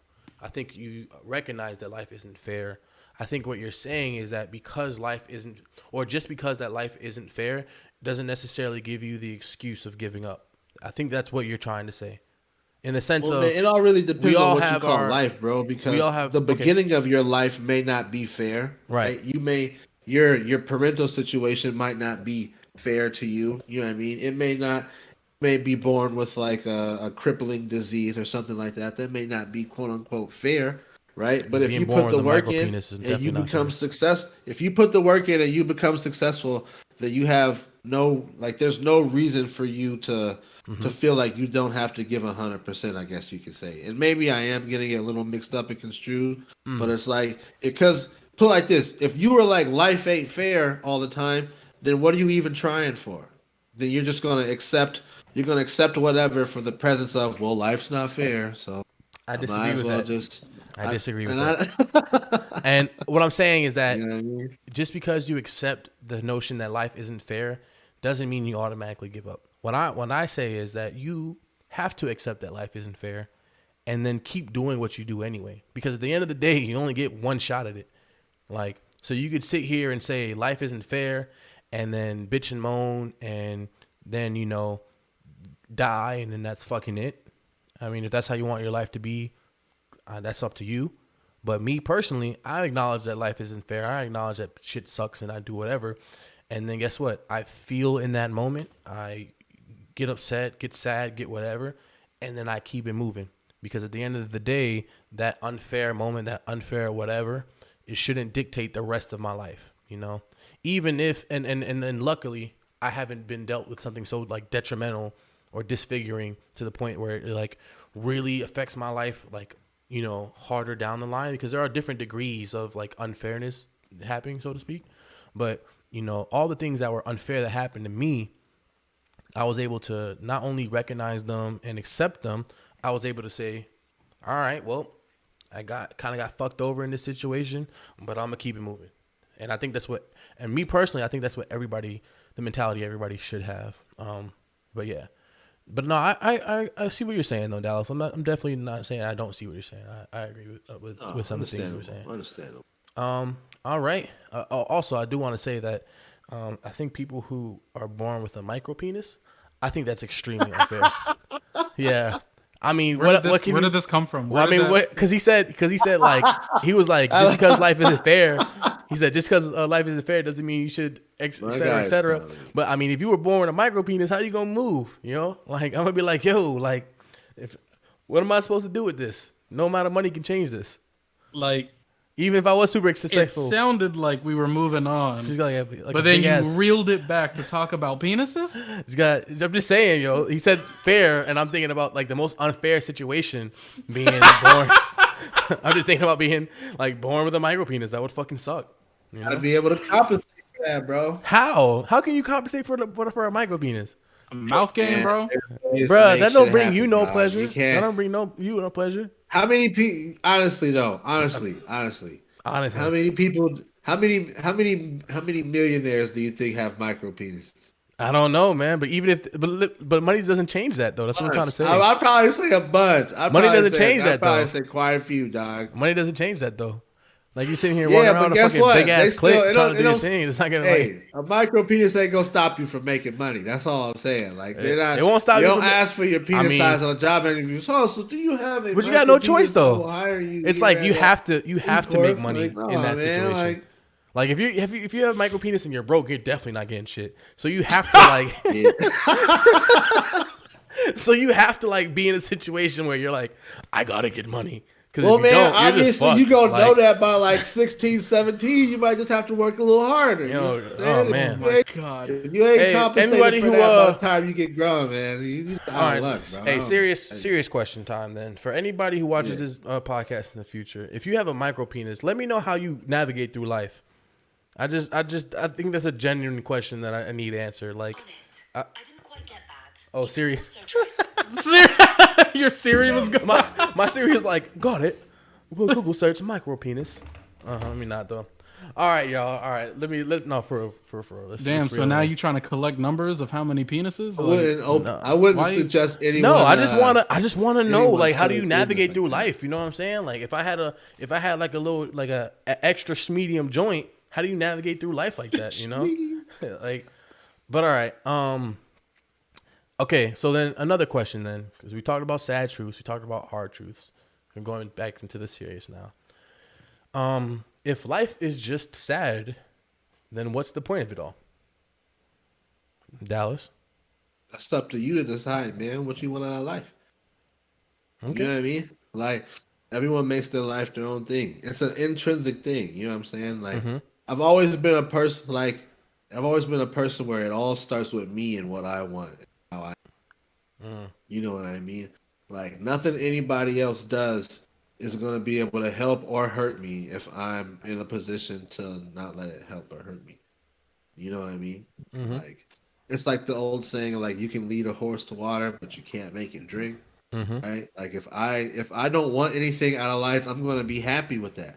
But if I want something from life, what you were saying, I can look at certain parts and be like, hey, this part sucks, this part's easy. You know, I'm going to have to navigate through X, Y, and Z and make it happen. You know, some people are comfortable working 40 hours a week in a warehouse, going home to their kids and being cool. Some people are comfortable being a stockbroker, having no kids, flying around, being a bachelor. You know what I mean? So if you got to decide what you want out of life, then you got to go and get it. And if you're not willing to go and get it, then your why isn't strong enough. You know what I'm saying? Okay. All right, Jake. Same question. If life is just sad, then what's the point of it all? After my list, this is pretty much what I was debating with, right? Okay. And I was like, bro, if this shit just fucking sucks, like, my parents wanted a nut and now I'm stuck paying bills. Like, what the fuck is the point of this? What I was like, but after everything's said and done, right? I pretty much live by 3 mantras. You're right. I was the fastest nut. You live by 3 That's mantras? why I'm here. Hey, real quick. If you live by mantras, save that real quick. Okay. Right, well, that's where this gets into. Like, my point is my mantras. Cool. Then that's perfectly fine because we'll just save that for now. But because that's the last thing we're gonna talk about. My whole ideology is if life is just sad, what's the point of it all? And the reason why I think there is a point is just because at the end of the day you only have one to live. So it's like, why not just do everything you can? I mean, just because something is sad, I don't think life is always sad. I think that's the thing people need to understand is that life is definitely going to have moments where it is sad, it is tough, it is challenging, but that's like anything, you know. If think about it this way, you know, I'm talking to nerds, like when you watch a fucking anime, right? The anime isn't going to be super fucking exciting all the damn time. It's going to have its low moments, it's going to have its filler. It's gonna have, you know, times where you're like, this episode is fucking boring. Does that mean that the anime in general is a shitty anime just because it had low moments? No, you know, it's all about the show as a whole, and that's just how it is with life in general. Like, just because you have shitty moments and you have difficult situations that you have to overcome and you have to deal with, doesn't necessarily mean that like life in general is sad. So the point of all that is to say, fucking just keep it moving, man. The point is to live. That is the point. The point is to live to your fullest until you die, because after you die, that's fucking it. Ain't no, I mean, I don't know what there is afterwards, but depending on what you believe in. I'm not gonna say depending on what you believe in, because a lot of belief shit, that's a different conversation. But the point is, at the end of the day, is that what we know for a fact is that motherfuckers live and motherfuckers die. And we don't know what comes after death. So while we know that life at least yields something, utilize that shit. But all right, and this all brings us to our last conversation of the day, and I'll let Jake lead this, because these are the mantras that we live by and the things that we do to help us through tough times. So Jake, why don't you start off with your mantras? Yeah. No, I have 3, right? And the very first one is kind of more of like a self-check, you know? And the more that let me take that back. The more that I live by this, the more that I notice that people actually enjoy being around me. They enjoy, you know, wanting to keep steady relationships. They enjoy, right? So not only does it help inwardly, but it helps outwardly. And it's just plain and simple. Don't be a piece of shit. We all know pieces of shit. We all know, you know, that person, that girl, that guy, that dude, that boss, that, you know, whatever. Just don't be a piece of shit. Plain and simple. Okay. Second is, and this is applicable to more like socially, all right? And I believe that common courtesy is given, but respect is earned. Facts. All right. I believe that, you know, No, it's not that hard to not bitch out the person, who's waiting your table, or to hold a door open for somebody if they're right behind you, or if they're, like, that's just common courtesy, right? If you see me rushing towards the elevator, just stick your hand out. Right. You know what I mean? But if you try and come around acting like I owe you something, or that you think you're somebody, or that, Brand, if you're like CEO of a company, you already earned that. You know what I mean? Like you already put in the, if you're a high ranking individual in, whatever setting, then right, respect is earned. And third is just more to, this is what I remind myself to just have fun and see where life goes, right? Granted, I'm selective with it, but it's still something I live by. For to sure. just commit and see what happens. Just commit and see what happens. That's what's up, and those are your mantras. That's what helps you get by the daily Those are my grind.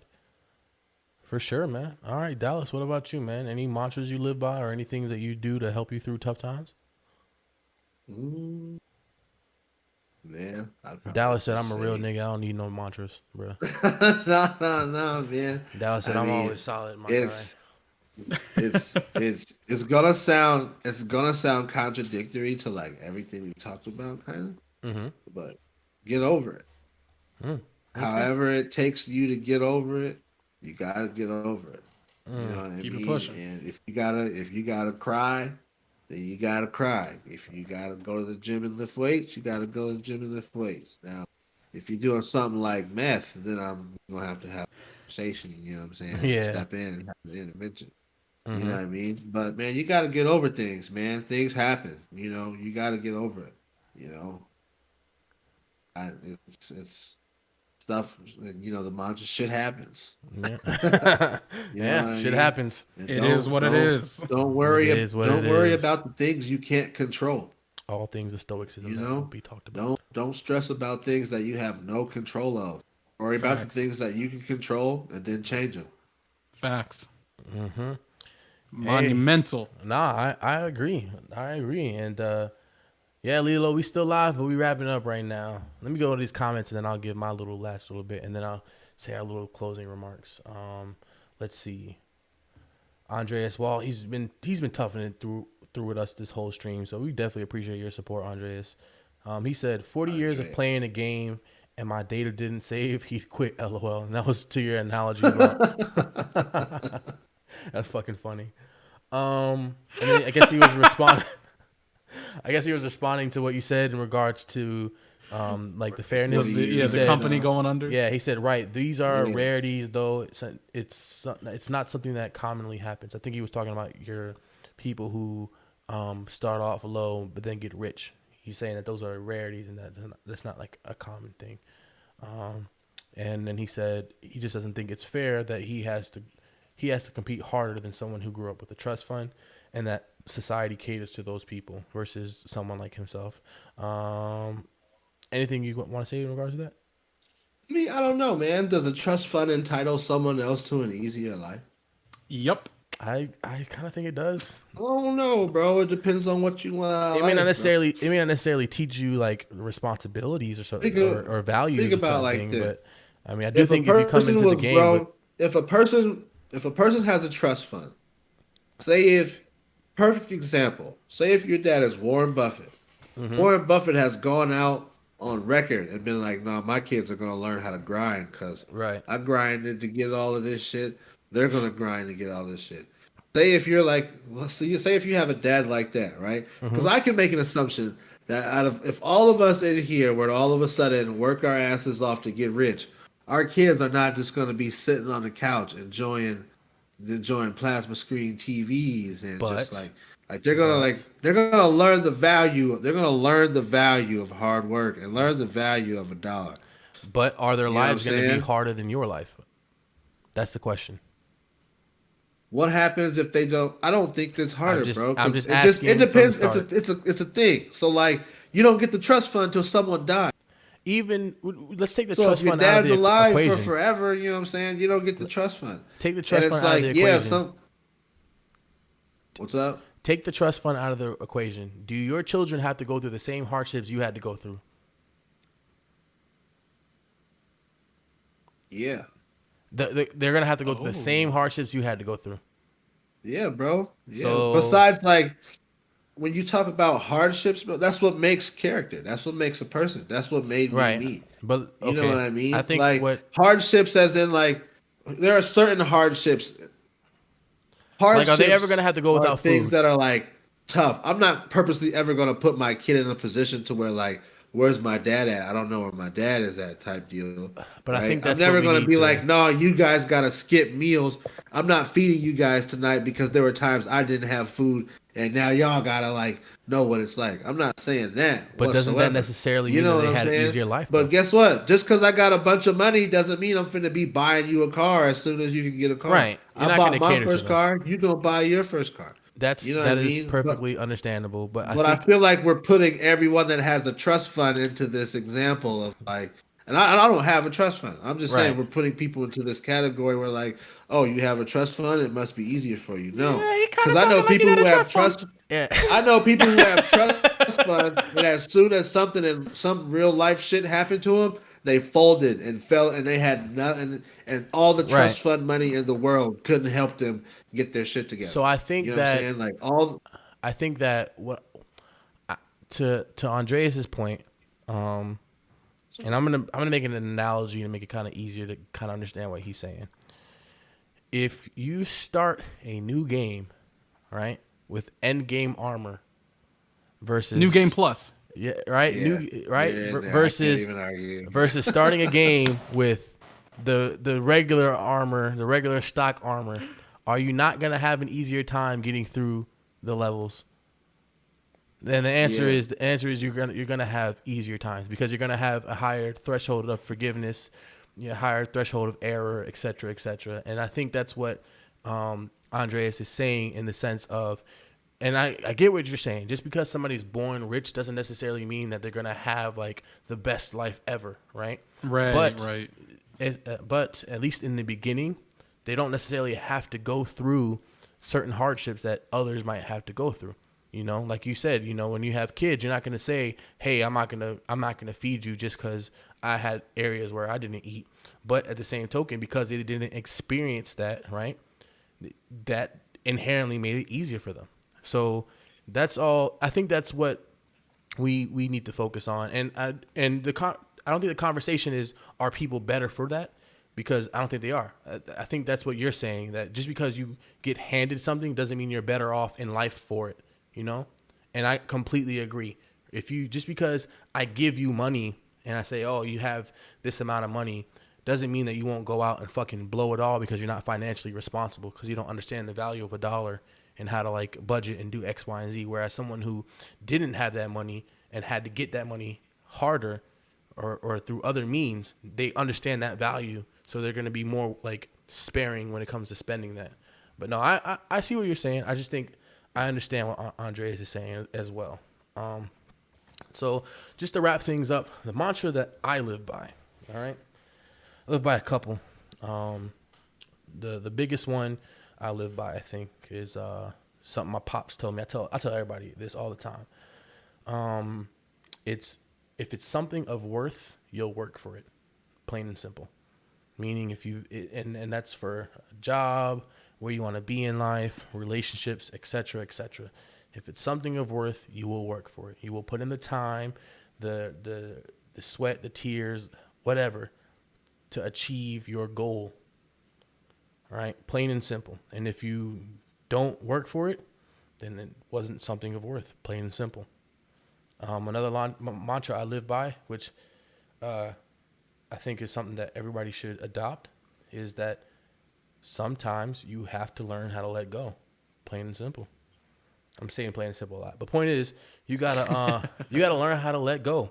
You can do everything right.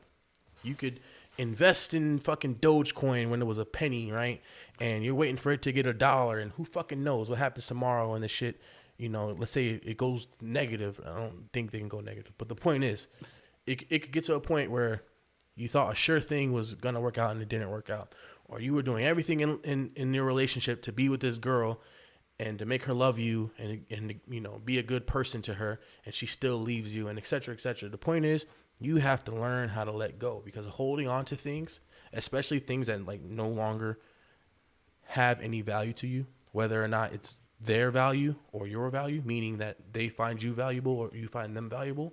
You just gotta let go, because holding on to that shit is just, it's not beneficial.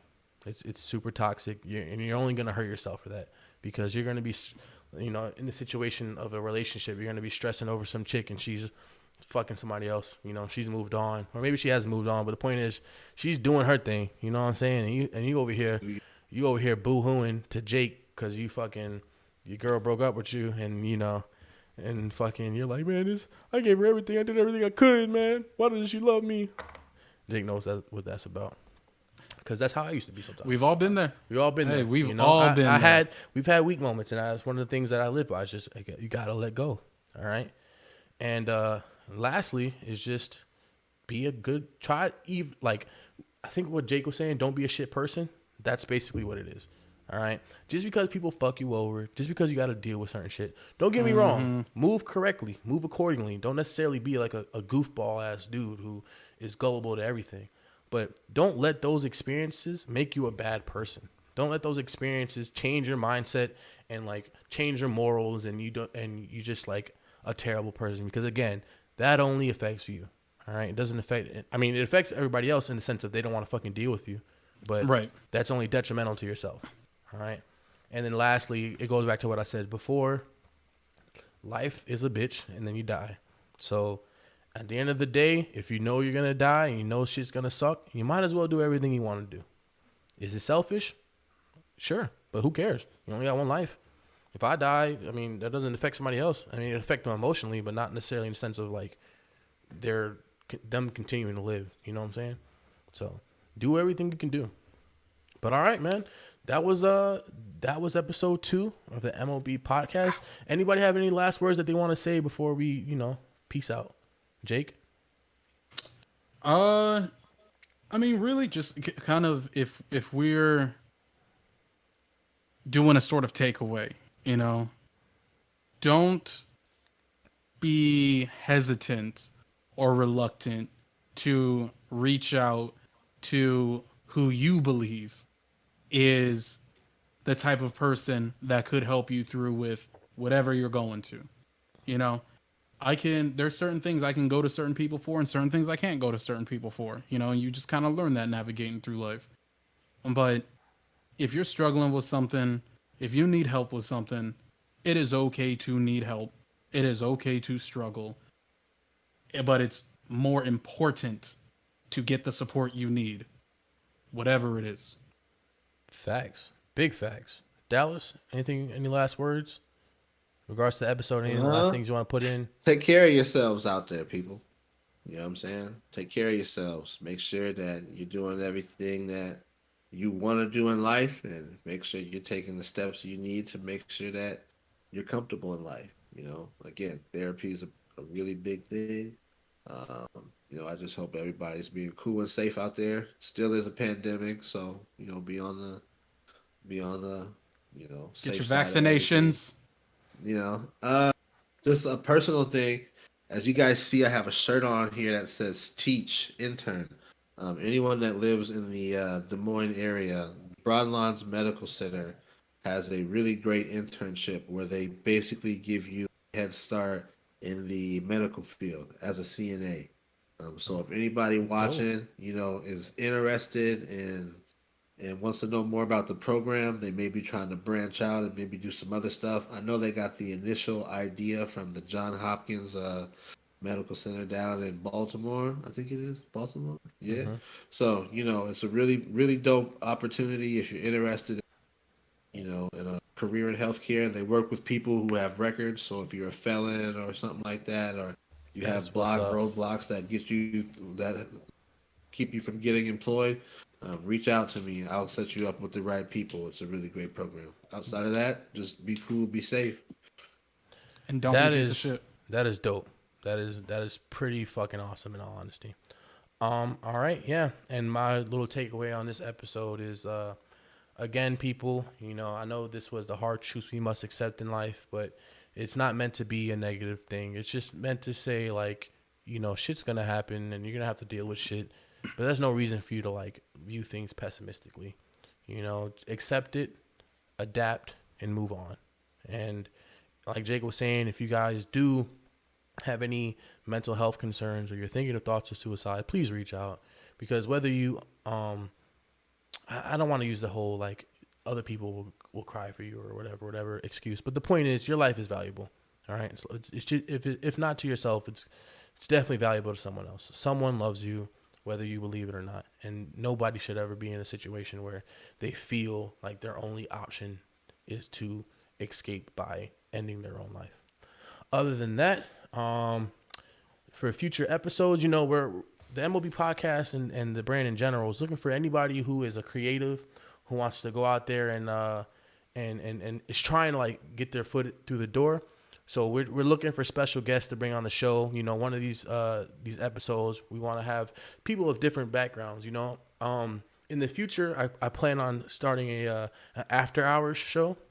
You know, later Saturday night, where we talk about more like adult, you know, things. You know, get to the nitty gritty. Maybe bring on some OnlyFans people to talk about some shit. You know, we're just trying to have some fun with this. We're trying to expand the brand and everything. You know, but.